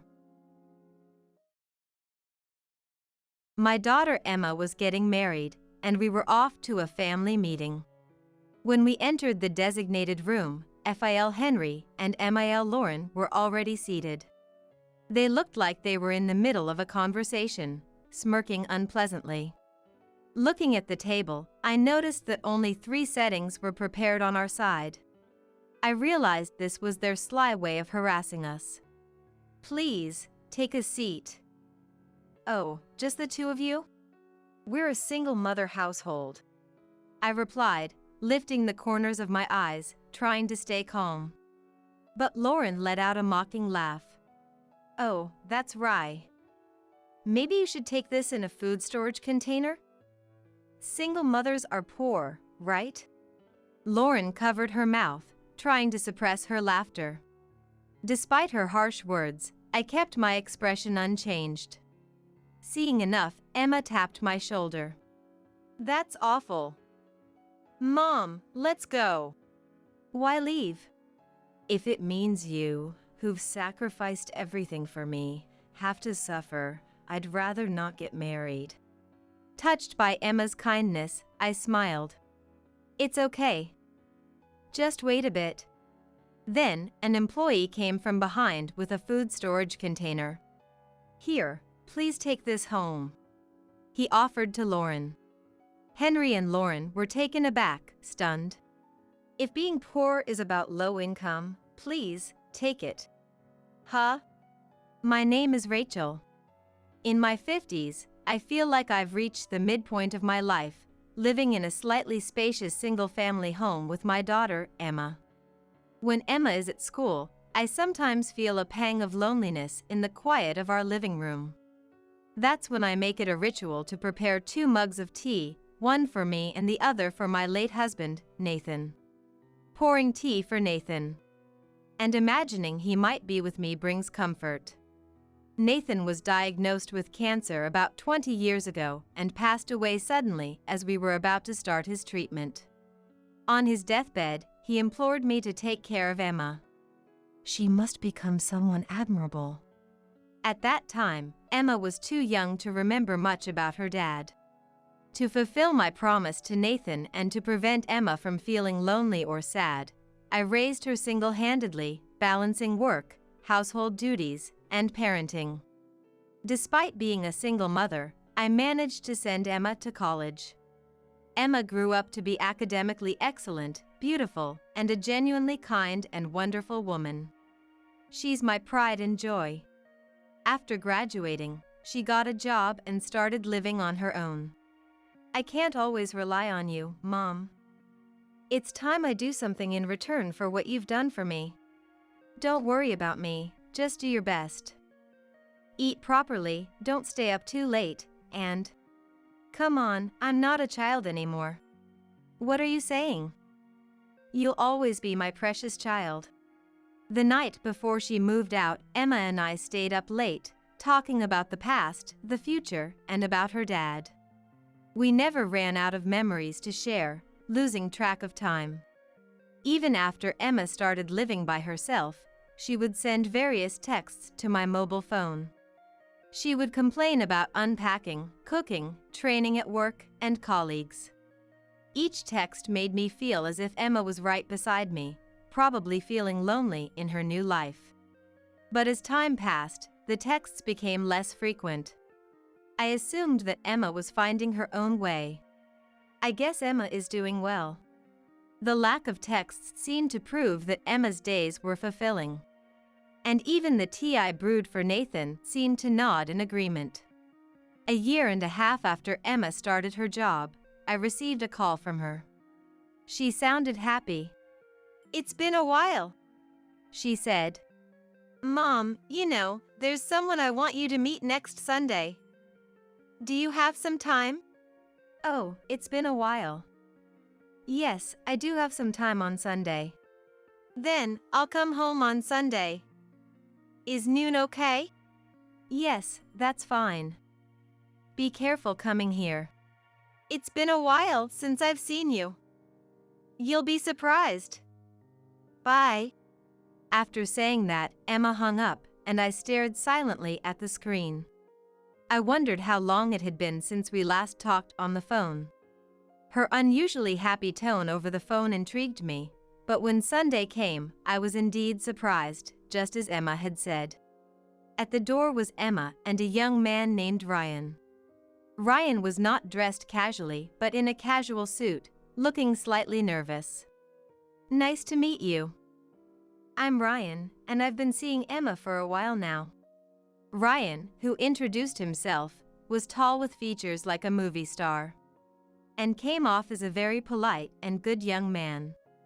Nice to meet you. Please, come in. After inviting them into the living room and making tea, we sat at the table where Emma gave an update and introduced him. Then, Emma said shyly, "So, Mom, the reason I wanted you to meet him is because we are thinking about getting married." Married? Though I had anticipated it, the fact that Emma had found someone still surprised me internally. I kept my composure, looking at Ryan, who now had a more serious expression. Yes. I proposed to Emma recently, and I wanted to meet you, her mom. I paused for a moment before responding, and I said, I see. I didn't know Emma has been seeing someone as wonderful as you. Ryan, Emma doesn't have a dad, and I raised her by myself. Yes, Emma told me she grew up in a household without a father. Emma is my treasure, my precious daughter. Can you promise to protect her and make her happy? Of course. I am confident that I can make Emma happier than anyone else in this world. Ryan answered firmly, without flinching at my stern attitude. Had he hesitated, I might not have approved of their marriage. All right. Please take good care of Emma. Hearing this, the two of them looked at each other, relieved, and smiled happily. Seeing them like this made me smile too. I think Nathan would have smiled in the same way if he were here. Months after sending off a happy Emma and Ryan, Emma took a long break and came home. She happily talked about her work and Ryan, but occasionally she looked troubled. When asked, she'd quickly change the subject, saying, "It's nothing, Mom." Whenever Emma wants to talk about something or lies, she shrugs her shoulders.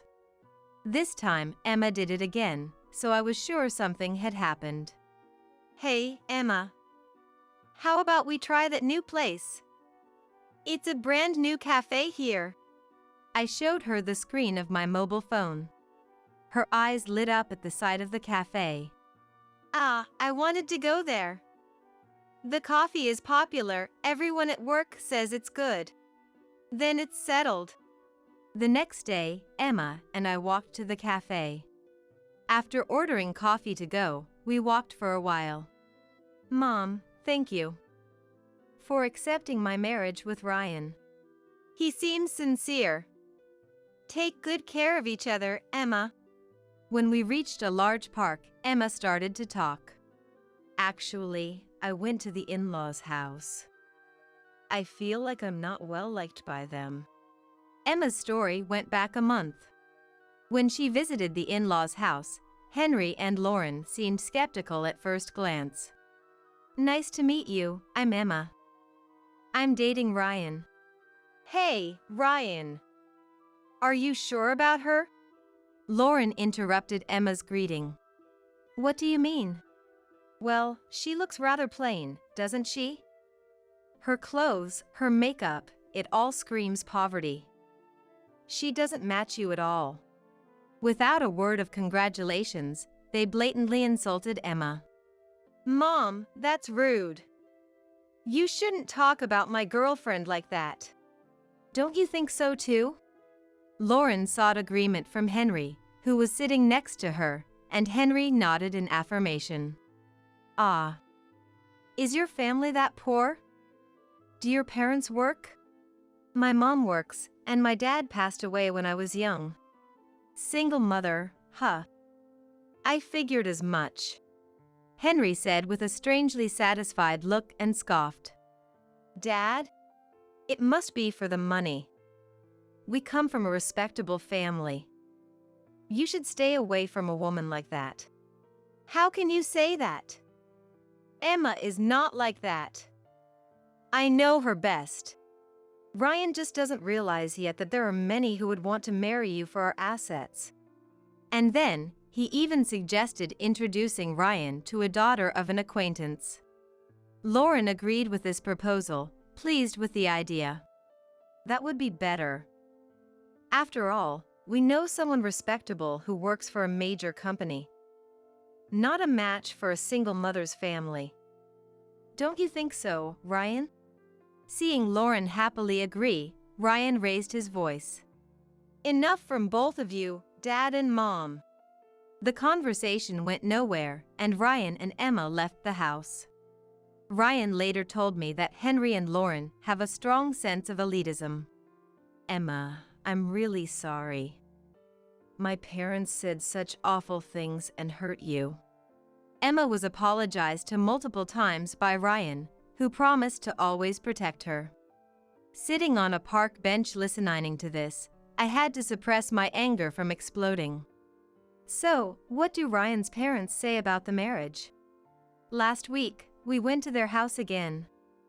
We faced some snide remarks, but Ryan convinced them, and they agreed to our marriage. Are you okay with that, Emma? Emma bit her lip and shrugged. Yeah, it's okay. We won't be living with them, and I can endure it. Is that so? It was clear that the relationship between Ryan's parents and Emma was strained. Even with Ryan's protection, there would be limits. Knowing they would face hardships, I wished I could advise them to reconsider the marriage. But having already given my blessing, I couldn't say that. Even in this short time, Emma looked downcast. Thinking she might always look this way saddened me. So, about the family meeting, I'm thinking maybe I shouldn't go. Why? If it's going to make you feel bad, Mom, I don't want to have the family meeting. Emma's eyes seemed to well up, even though she didn't cry. She was considering my feelings. Touched by her kindness, I smiled. Don't worry about me. Let's have the family meeting so that everyone can acknowledge your marriage. Under the cold sky, Emma and I sipped our cooled coffee on our way home. When Emma told Ryan she wanted to have the family meeting, he was very surprised. And he kept worrying about her, saying, "You don't have to push yourself. I'm fine. Mom says not to worry. If you say so, I'll talk to my parents about it." And so, on the day, Emma and I went to the venue. Though we didn't say anything to each other, I decided to stand tall and face them with confidence. We took a cab to the hotel, and both Emma and I took a deep breath at the entrance. But Emma looked anxious. When Lauren specified this hotel, she made a snide remark. "It's that famous hotel you see in commercials. A place your family wouldn't be familiar with." Emma took it to heart and became completely intimidated by the unnecessary comment. I gently pulled Emma closer by the shoulder, signaling with my eyes that everything would be okay, and we started walking together. We ran into Ryan at the entrance. He seemed to have arrived earlier and was waiting for the elevator. "Thank you, Emma and Rachel, for having time today." Ryan appeared much more nervous than the last time we met, sweating on his forehead despite it being winter. "No, thank you. We have been looking forward to today." You might have heard from Emma, but this hotel is where my dad works."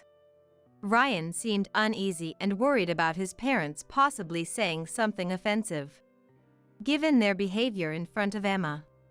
I responded confidently, "Yes, I'm aware. No need to worry." Ryan, you look better when you're confident." As Ryan looked up, the elevator doors opened, and we stepped in, riding up to the higher floor. Upon entering the room, Henry and Lauren were already seated, seemingly in the middle of a conversation, smiling creepily. Noticing that 3 sets of tableware were prepared on our side, I realized it was their sly form of harassment. We've been waiting for you. Please, have a seat." "Oh, just the 2 of you?" "We're a single-mother household," I replied, lifting the corners of my eyes, trying to remain calm. But Lauren let out a mocking laugh. "That's right. Maybe you should take this in a food storage container? Since you're poor." "Huh?" "Single mothers are poor with low income, right?" "That's right. The income of a single mother is predictably low." Lauren covered her mouth, trying to hold back her laughter. Despite their harsh words, I remained expressionless. Unable to stand it, Ryan cried out, "Dad, Mom, stop it. This is too disrespectful." At that moment, Emma tapped my shoulder.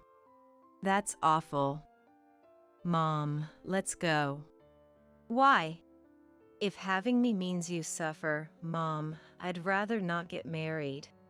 Hearing this, Ryan turned around in surprise. "Emma." While watching them, I clearly said, "It's not necessary. Just wait a moment." Then, an employee came from behind with a food storage container. "Here, please take this home," he offered to Lauren. Henry and Lauren were taken aback, stunned. "If being poor is about low income, please, take it." "Huh? At least Rachel is far from poor," I firmly stated, and the employee, with efficient movements, placed the container down and stepped back, leaving Henry and Lauren outraged. "Is this some kind of disrespect? That's it. You're fired. Both of you, please calm down. She's been a friend of mine since childhood. The rudeness is on your part." The employee turned back to me, smiled briefly, and said, "The division manager always seems so busy." "Division manager?" Lauren and Henry gasped, tumbling out of their chairs like in a cartoon. Henry was sweating not just on his forehead but all over his face. Though it wasn't my intention to hide it, I am the daughter of the president of the group company that owns this famous hotel. I've worked for this company for many years, continuing even after getting married without resigning. When I was pregnant with Emma, I took the same maternity leave as other employees and raised Emma while working in Nathan's stead. By the time Emma entered college, my efforts were recognized, and I was promoted to division manager, unbeknownst to Henry and Lauren. "Are both of you okay?" I addressed Henry and Lauren with a composed voice as they lay sprawled on the floor. Today, we came here for the family meeting regarding the marriage of my precious daughter and Ryan. It seems you have had quite a bit to say to my daughter. I glared at them, causing Henry and Lauren to tremble and shrink back. I've worked hard to provide love and education for Emma since her father, my husband, died from illness when she was young. Ryan swallowed hard. I believe in Emma, and I trust the person she has chosen. Even if he comes from parents who judge people by their income and are rude, I see Ryan as a polite and respectable young man, an important new member of our family. I paused for a moment before continuing. I would think you feel the same about your children. So, I ask again, do you approve of my daughter's marriage to Ryan? The room fell silent, with Henry and Lauren trembling. And Ryan looking nervous. Emma had never seen me take such a stance before. How about it? I pressed again, and Lauren, looking frustrated, glanced at Henry. Henry, pale-faced and flustered, hurriedly said, Of course. Director, we hope for a closer relationship from now on. Today, I am here not as a director but as Emma's mother. I stated firmly, looking at Henry. And if we're talking about work, isn't it true that Henry will soon be leaving here? What do you mean? I had investigated Henry's reputation within the company up until today. Knowing Emma's dad was Henry, I remembered his name. His condescending attitude towards Emma and his notorious behavior among hotel staff were well known. Henry was infamous for his high-handed behavior towards subordinates and was reported to be avoiding work under the guise of attending meetings. A hearing had been scheduled to address these issues. So, that's what it is. You should reflect on your actions. I left Henry speechless with my rebuke. Lauren stood up, face red, and lunged at me with a screech. However, I dodged, and she fell over. To the fallen Lauren, I delivered my final statement. And know this, if you ever interfere with Emma and Ryan's happiness again, I will not remain silent. With that, I firmly addressed the two, then led Emma and Ryan out of the room. Of course, I left the follow-up to the employee who has been a friend since childhood. Half a year has passed. The heat is relentless for someone in their 50s like me. The weather forecast predicts another scorcher today. As I walked to the supermarket, I thought back on the events. After the family meeting, Ryan apologized to Emma and me numerous times. I'm really sorry for my parents' rude behavior. It's okay. We've seen your sincerity. I'm truly ashamed. I don't want to associate with parents like that anymore. But they're the ones who raised you, right? No, it was my uncle who raised me. My parents left me with him until I was a college student. I had secretly wondered why Ryan's demeanor was so different from Henry and Lauren's arrogance. Understanding it was his uncle who raised him made sense. Ryan recently cut ties with Henry and Lauren after they approached him for money. Following the family meeting, Lauren called in a panic. Ryan, your dad lost his job. He was subjected to an internal hearing for negligence, making no sense at all. Ryan responded indifferently. That's tough. What do you mean, acting like it's none of your business? We're struggling without money, send us some. Mom, I heard about your spending habits from my uncle. You have a problem with wastefulness. What are you talking about? Maybe if you stopped wasting money, you'd have enough to live on. Don't rely on me. Such unnecessary talk. Then again, there were several calls, and Lauren had run through her savings due to her spending habits, even going as far as to say that Henry's retirement allowance was running out. Struggling to make ends meet, Henry and Lauren did not just ask for money but also reached out to me, wanting me to connect them over the phone. Morning, noon, or night, they didn't care when they called, which finally seemed to make Ryan explode in anger. Dad and Mom, please, enough. I don't want to trouble Emma or Rachel either. With that, he hung up the call and set Henry and Lauren's number to be blocked. Not stopping there, Ryan changed his mobile phone number and moved to a new apartment with Emma, changing their address. Of course, this was not communicated to Henry and Lauren, who remained unaware of Ryan and Emma's whereabouts afterward. Nothing stood in the way of their happy married life anymore. From what I've heard from Emma, they have been living peacefully since then. As for me, I've managed to maintain a good relationship with them, dining out with Emma and Ryan monthly. This incident made me realize a huge misunderstanding on my part.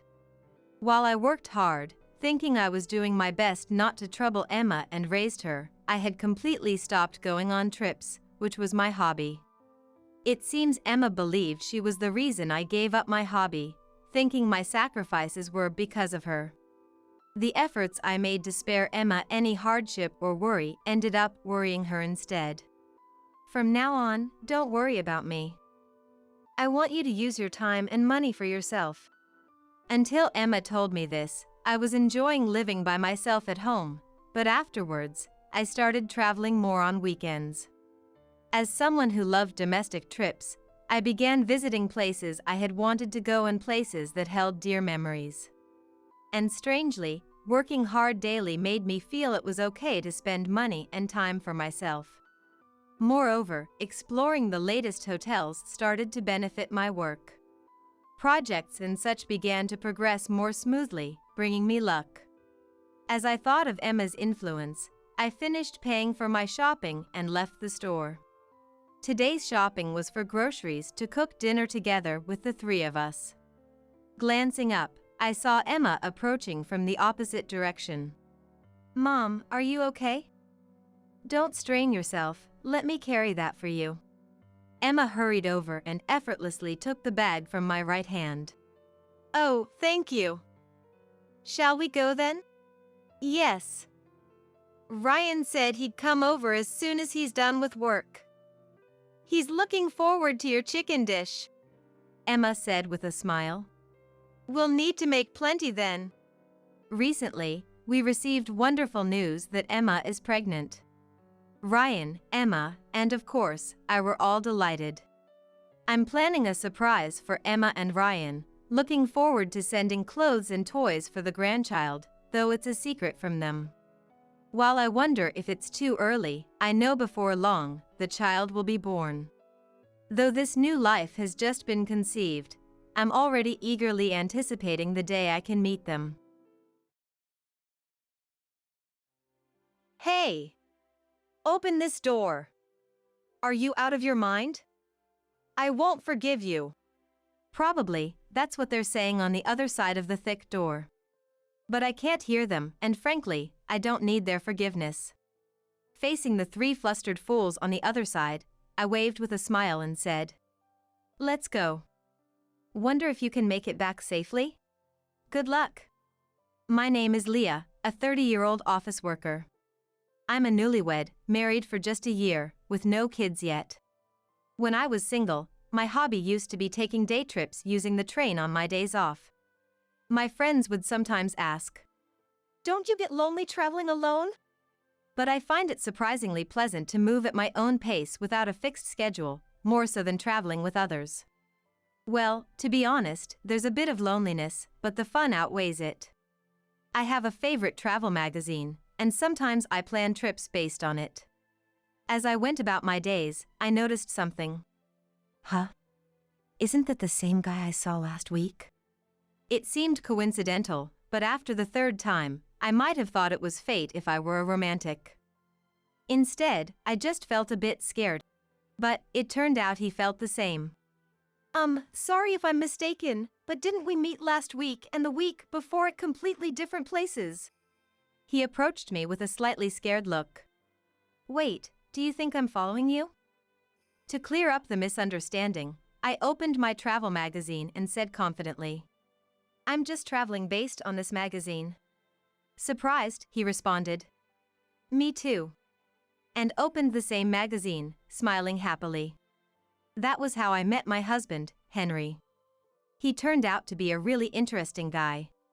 I, being cautious by nature, always end up carrying a lot of stuff, but he said, I always travel light so I can move easily.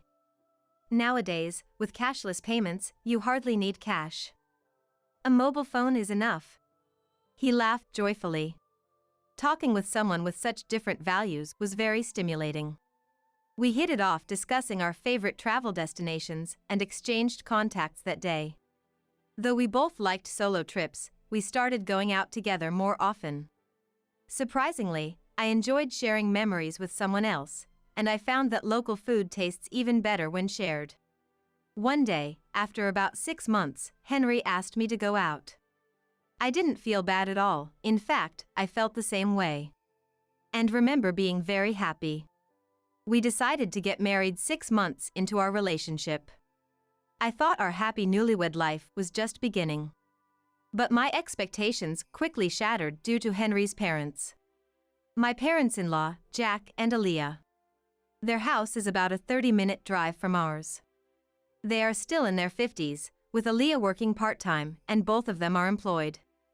Initially, they used to visit our house, but lately, we've managed to maintain a reasonable distance.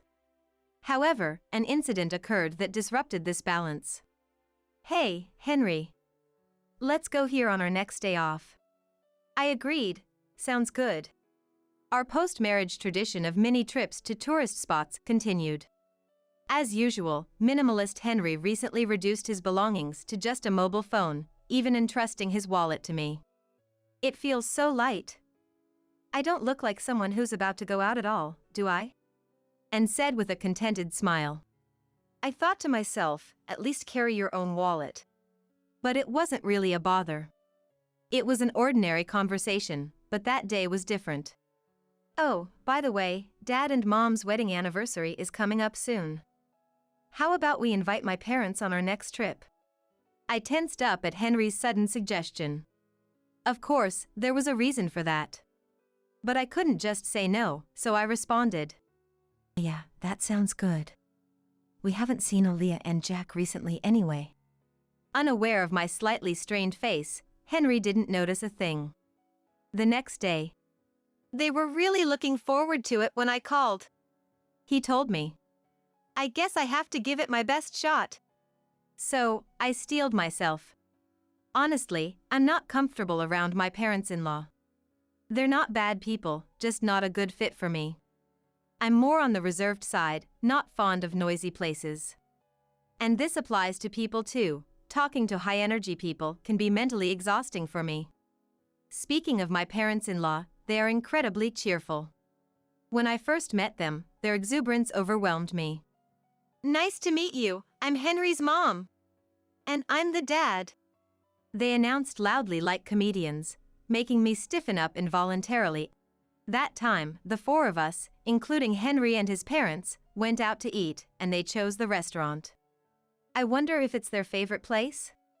I thought casually, but when we got there, it was an all-you-can-eat buffet. Meeting their son's girlfriend for the first time at such a casual place made me laugh. We're so nervous today, we haven't eaten anything since morning. Aaliyah, who didn't seem nervous at all, said cheerfully to me. That's right, that's right. Plus, we have to get our money's worth. The true reason for skipping breakfast was quickly revealed by Jack. Their loud voices attracted quiet laughter from nearby tables. I was embarrassed by then and wanted to go home. Looking sideways, thinking Henry must feel the same, I was surprised to find he wasn't there. He had gone to get food. Not to be outdone, the parents-in-law also got up, piling their plates with food. Are they planning to hibernate after eating so much? Can I really become part of this family? I managed only a forced smile at their overwhelming presence. I barely ate that day, nervous as I was. Feeling uncertain about the future with Henry, I was touched when they said at parting. What a wonderful girlfriend, Henry. He may be awkward, but please take care of Henry from now on, Leah. I was simply happy to hear that. I loved him too, and I thought the parents-in-law weren't bad at heart, so when he proposed a few months later, I had no hesitation. But it seems I'm not good at judging people, as at our wedding, the bridegroom's parents, my parents-in-law, completely disregarded the ceremony and focused only on eating, leaving my parents utterly disillusioned. Henry has a brother, Jonathan, who seemed to be the only sensible one. I'm sorry my parents showed such an embarrassing side. It's really shameful. He came to greet us politely, as I heard from my parents. Jonathan, who lives alone, seems to have a poor relationship with his parents. It appears the feeling is mutual, as they once complained. That boy is always so noisy with his complaints. Just the other day, he bragged about buying several eggs when it was limited to one per person, and I'd scolded him for it. Seemingly annoyed. Don't you feel guilty about benefiting yourself at the expense of others? That's what Jonathan apparently replied to Aaliyah. Hearing this story, I thought to myself, isn't that a fair point? What's wrong with that, Aaliyah? I honestly felt that way. When the parents-in-law came to visit our new home, they arrived empty-handed. That wasn't a problem, but then they started rummaging through our shelves, exclaiming, isn't this the snack they're advertising on TV? I've been wanting to try it. Oh, and this one too. They foraged through my hidden snacks like they were on a treasure hunt. Even though I bought those snacks, Henry, without any malice, said, if you want them, take them home. That's fine, right, Leah? I wanted to smack him right there and then. Sure, go ahead. All I could do was respond with a forced smile. I had a suspicion, but it was clear now. The parents-in-law were moochers.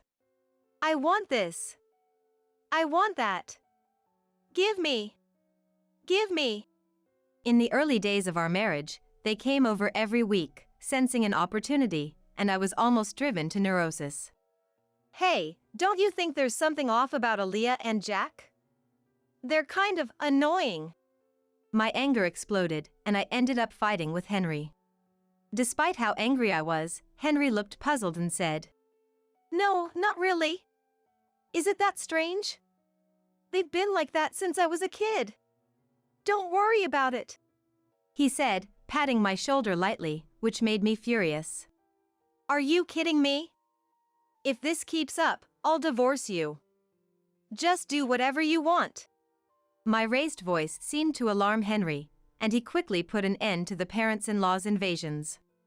I don't know what Henry said to them, but since then, we've been living peacefully. However, the thought of traveling with the parents-in-law naturally made me anxious.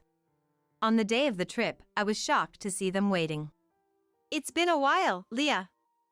I heard you've been busy with work. Must be tough. Aaliyah spoke to me, but I was far from calm. The reason lay in the appearance of the parents-in-law. Aaliyah and Jack, where's your luggage? Looking closely, Aaliyah and Jack had brought nothing with them. Even for a day trip, isn't it normal to bring at least a bag? We wanted to be ready to move quickly, and I have a sore shoulder.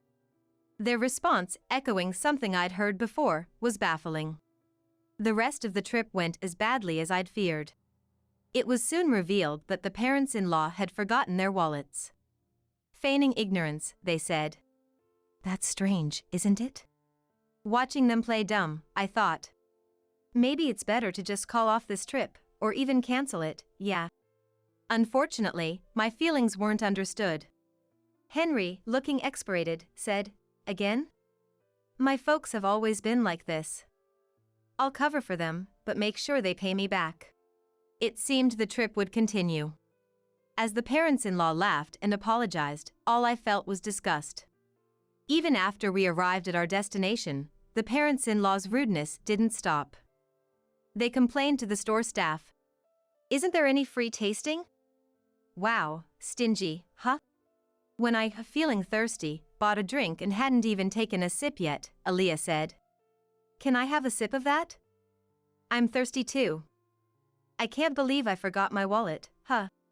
While I forced a smile, an exasperated Henry intervened. Stop it, it's embarrassing. Look, I'll buy you one. Overhearing this, Jack muttered under his breath, referring to me. What a stingy woman, lacking compassion. I didn't miss his comment. I could say the same to you. I should have left at that point, but I was a bit stubborn. A similar incident happened twice more afterward. Apparently, the first trip was so enjoyable that Aaliyah contacted Henry for another. When I saw them on the station platform, I couldn't help but feel chills. The second time they brought their wallets. They brought their wallets this time, but when the moment came. Oh no! This is the wallet I used before. I rushed out in such a hurry. Their obvious lie was something only Henry would believe. And on the third trip, they forgot their wallets again. By then, it was clear, it was a deliberate act. Aaliyah. Excuse me, but did you deliberately forget your wallet? You never intended to pay, did you? I hit the nail on the head, and her face turned red. Hey, what a rude woman you are. Apologize to Aaliyah. Jack glared at me, demanding an apology. No way. I've thought this for a long time, both of you are just too greedy. Caught in the argument with the parents-in-law, Henry seemed at a loss. Tourists around us watched curiously. Noticing their gaze, Henry seemed to feel ashamed and finally. Stop it, please. He broke down crying. I was honestly disillusioned. But the parents-in-law reacted differently, rushing to a crying Henry. I'm sorry, Henry. It was my fault. You're so kind to cry for me. Aaliyah said, with Jack quietly standing beside her. I didn't know how to react to this farce. Only one thought came to mind. Yeah, this is impossible. Let's get a divorce. That was all I could think. Seeing Henry's tears, the parents-in-law seemed to lose their fighting spirit. Leah, we know we're often in the wrong. It's Henry's money, but still, we've taken advantage of him. It's Henry's money, after all. I don't know why they said it twice, but their words, dripping with sarcasm, showed no real remorse. And so, it was confirmed that they had deliberately forgotten their wallets. Aaliyah referred to it as Henry's money, but we both work, and his salary is only slightly higher than mine. Our actual incomes are not much different. Recently, every trip with the parents-in-law ended with, I want to buy this too. Maybe some gifts for the neighbors as well. What's that? Looks tasty. Hey, Henry. Buy that for me. Because of their endless demands, Henry's credit card bills were shockingly high. We've been living mostly on my salary for the past few months. At the time of marriage, I considered it family money and believed in spending within the limits of our allowance for personal desires. Don't be a burden to your partner. The thing that infuriated me the most was when cashless-reliant Henry exclaimed at our travel destination. What? Only cash here? Hey, Leah. He called me over and pulled his wallet out of my bag. It only had a few dollars in coins. No. I messed up. You know I don't carry cash, right? And he said without malice. It still makes me furious thinking about it. For the record, I always paid for my own things. Yet, the parents-in-law probably thought I was living off Henry's money and just complaining. We split living expenses, so such accusations were nothing but unpleasant. Thinking all this, I coldly watched Henry crying and Jack consoling him. After a moment of thought, I said, I was wrong too. Sorry for being presumptuous. You guys go ahead on the train. I'll buy some drinks and follow. I smiled calmly, and Henry and the parents-in-law happily boarded the train. Their smiles turned to panic a few minutes later. When I didn't return, Henry must have felt something was off, as he messaged me. Leah, are you coming? The train is about to leave. Right then, the heavy doors slowly closed. From the platform, I had a clear view of Henry's panicked face. It seemed he noticed me and was shouting something. I was replying to his earlier message. I'm divorcing you. If your parents are so important, live happily with them. Goodbye. I ignored his calls, thinking, doesn't he care about being a nuisance on the train? Geez. He sent several messages afterward, but I ignored them all. Henry's face through the door slowly turned to anger. Hey! Open this door! Are you crazy? I won't forgive you.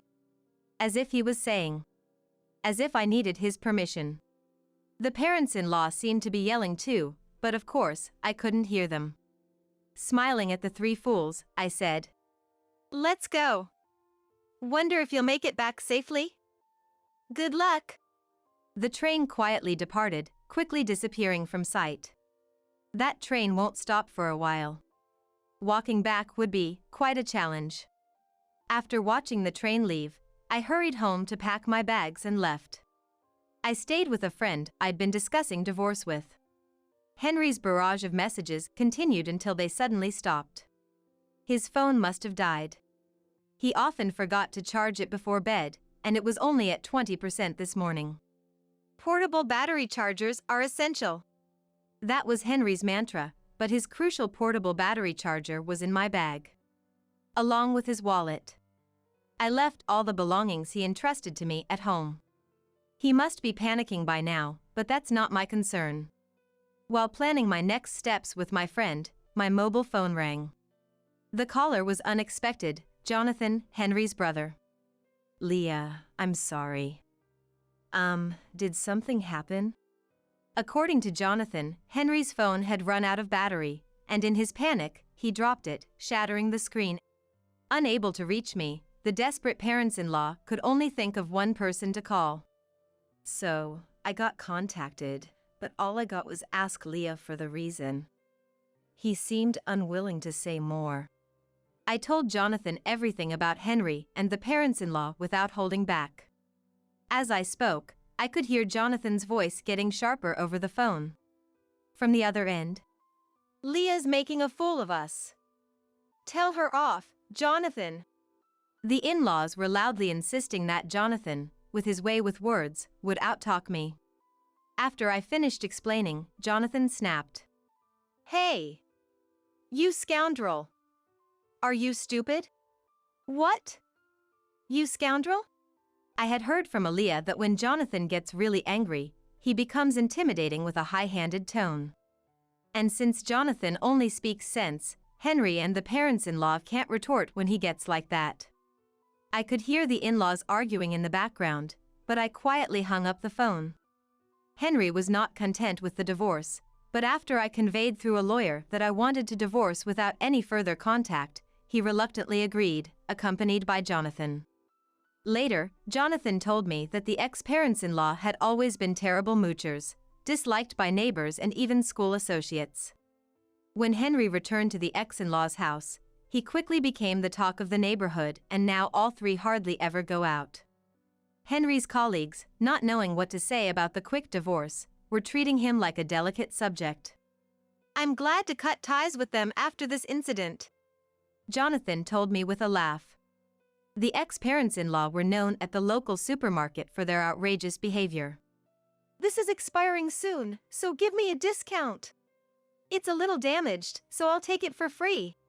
Jonathan expressed his long-standing embarrassment and disdain for his parents' behavior. Recently, Henry has been seen joining them, reflecting their blood connection. It turned out the ex-parents-in-law were both gambling addicts, often skimping on food expenses, which explained their constant hunger and lack of money. When asked about the reason for my divorce, I can only say it was a difference in values. If anyone can tolerate such behavior, they must be incredibly broad-minded. It was just too much for me. I've continued working and even started a side job as a web writer after my travel blog caught a publisher's attention. I still travel, combining it with writing assignments. Solo travel seems to suit me best. Last month, I earned a decent income from writing, so I'm planning to take a vacation to a resort somewhere far for relaxation. I'm still only 30 years old, life is just beginning. You always look beautiful. Today, too. You're nothing like my wife. I wish I could marry you soon. It was in the middle of the night when I woke up to go to the bathroom. I heard a surprising conversation from the living room. I'd also prefer a beautiful mom. I'd be happy that it could happen. Apparently, my husband and son were on a video call with someone. From the conversation, it seemed likely that it was my husband's mistress, and shockingly, my son was also talking with the woman. What in the world is going on? After all the times they've ignored me, to do something like this. For the past month, I've been treated as if I didn't exist by the two of them. Ignored completely, even when I spoke right in front of them, and on top of that, the meals I cooked were thrown in the trash. I felt my heart turning cold. And so, I vowed to get my revenge. My name is Lucy, a 39-year-old housewife.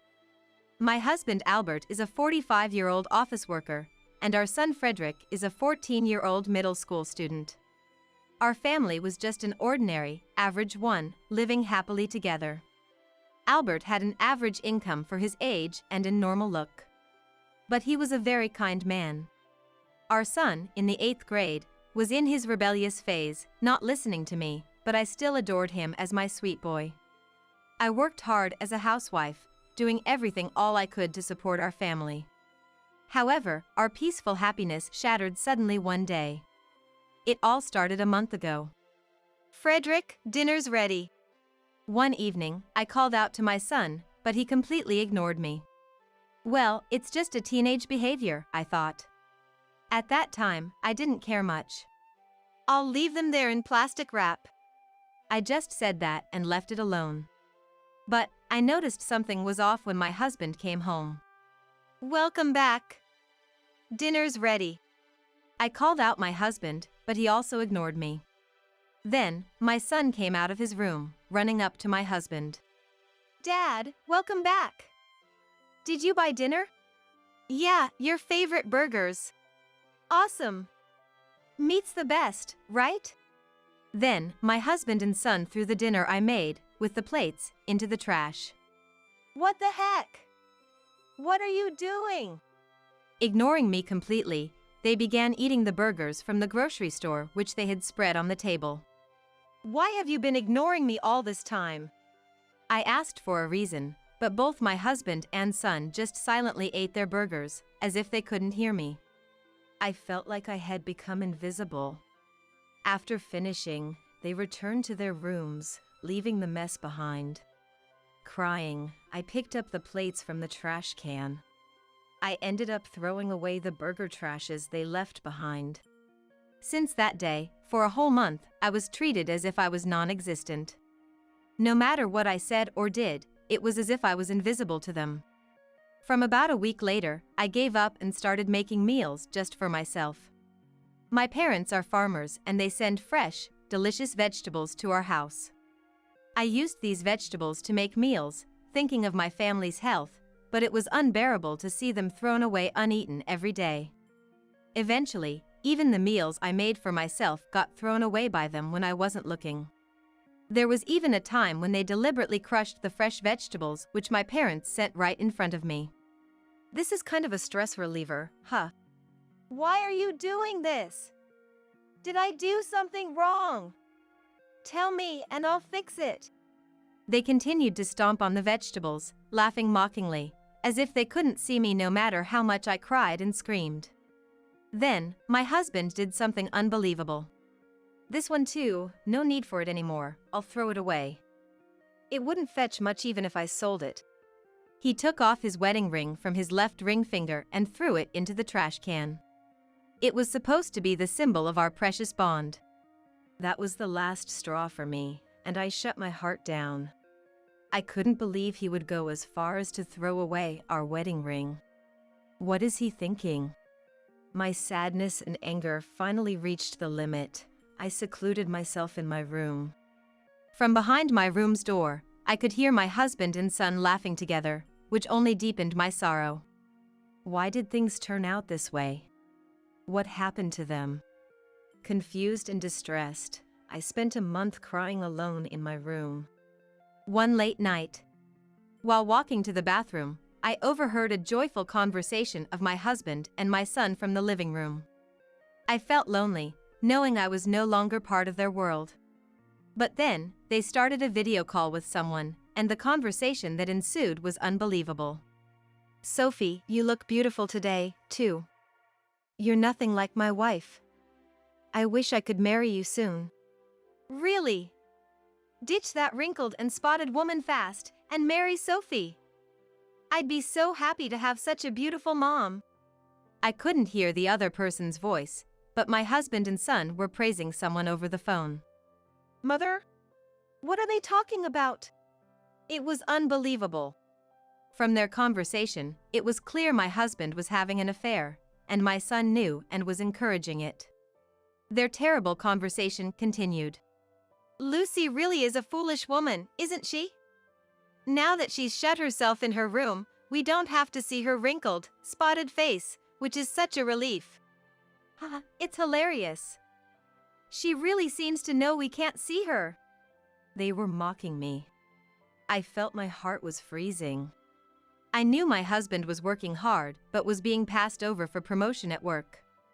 I believed my son was just being rebellious because of his age. That's why I had been patient until now. But this was too much.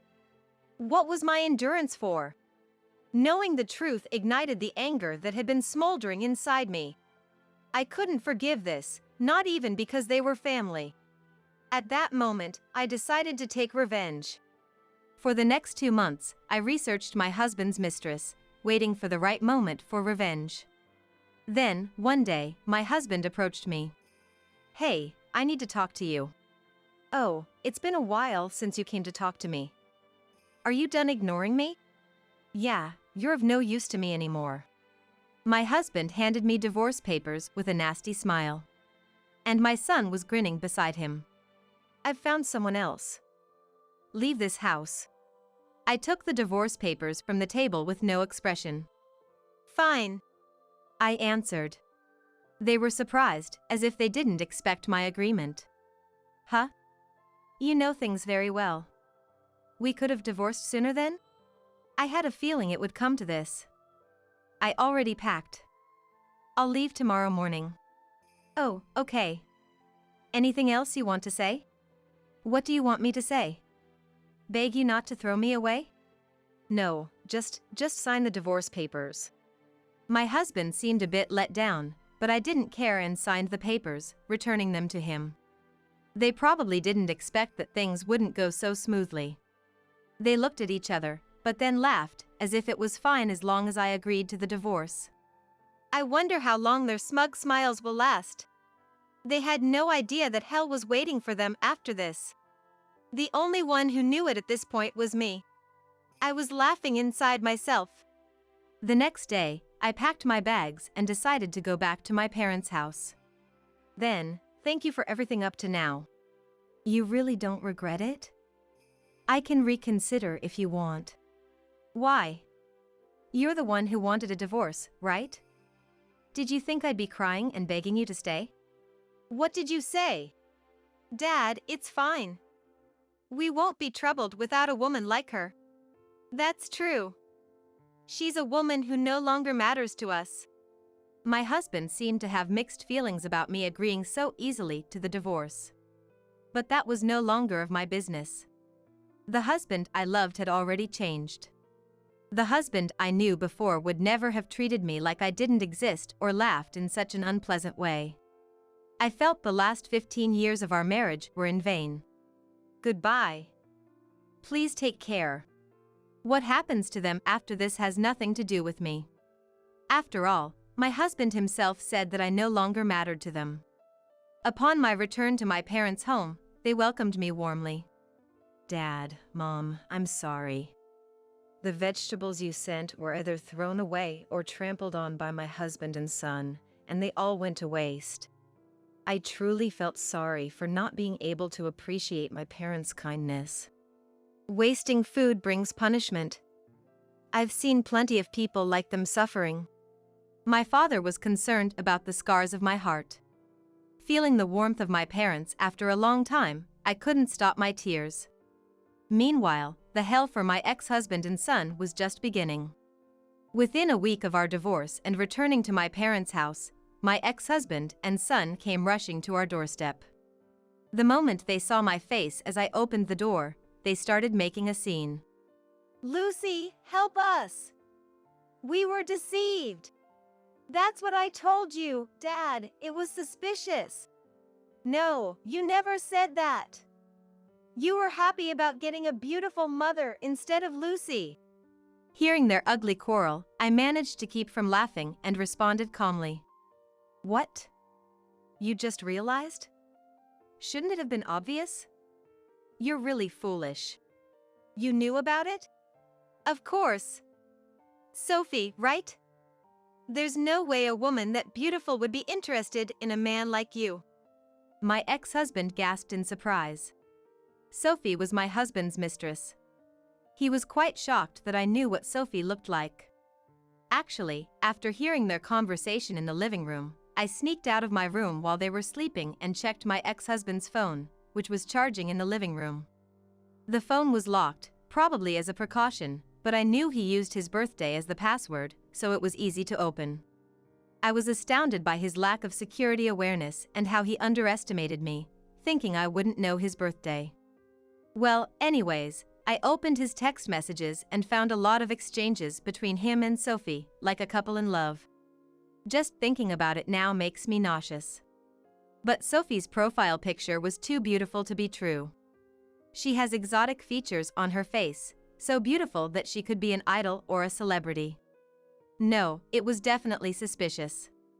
There was no reason for such a beautiful woman to be attracted to an average man like him. So, I did an image search with Sophie's photo. Nowadays, you can search the internet using photos, not just keywords. That's when a shocking truth came to light. That Sophie, she's actually a middle-aged man, just like you. There was a warning posted on the internet about a marriage scam artist. Just to be sure, I asked a police officer friend from my school days, and it turned out to be true. Even a famous manga artist got caught in this kind of scam and lost $750,000. No way! I did a video call with her. It was definitely that beautiful woman. My husband was desperately trying to deny it, seemingly unwilling to believe. My son, too, was dumbfounded, thinking it couldn't be a scam. But suddenly, we couldn't get in touch anymore just as we were about to get married. She ran off with our money. Oh, you donated quite a lot, didn't you? I believed that beautiful woman was going to be my mom.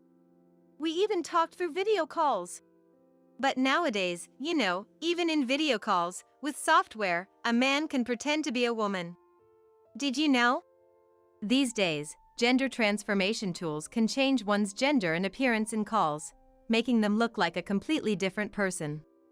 The voice can be easily altered from male to female, and the facial expressions change during the conversation, so it's hard to tell it's fake. It's truly a terrifying era. No way! My Sophie is a middle-aged man?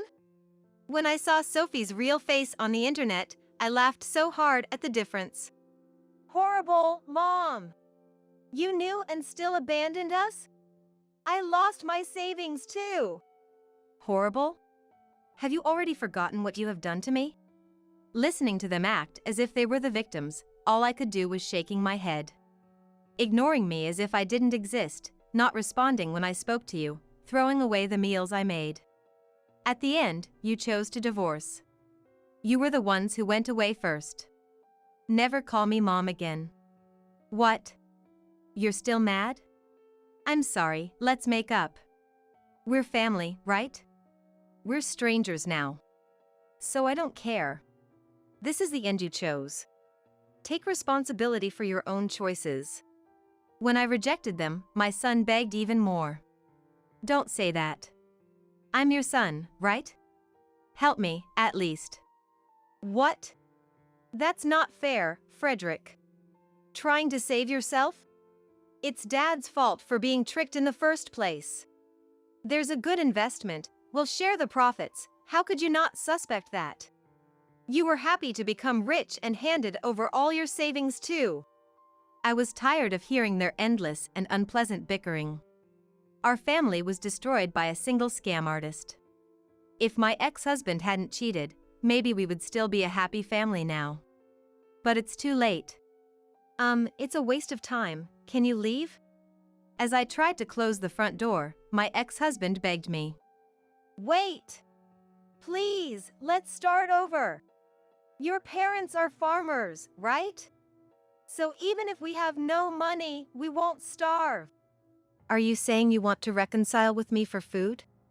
No, it's not like that. I need you. I know it too late, but forgive me. I won't do it again. His obvious excuses only made me sigh. Such men will surely repeat the same mistakes. I decided to put an end to it. Wasting food brings punishment. I've seen many like you suffering. What are you talking about all of a sudden? It's my parents' teaching. You threw away the vegetables they lovingly grew without even eating them. Understand? I'm angry. I will never forgive you. Don't ever show your face to me again.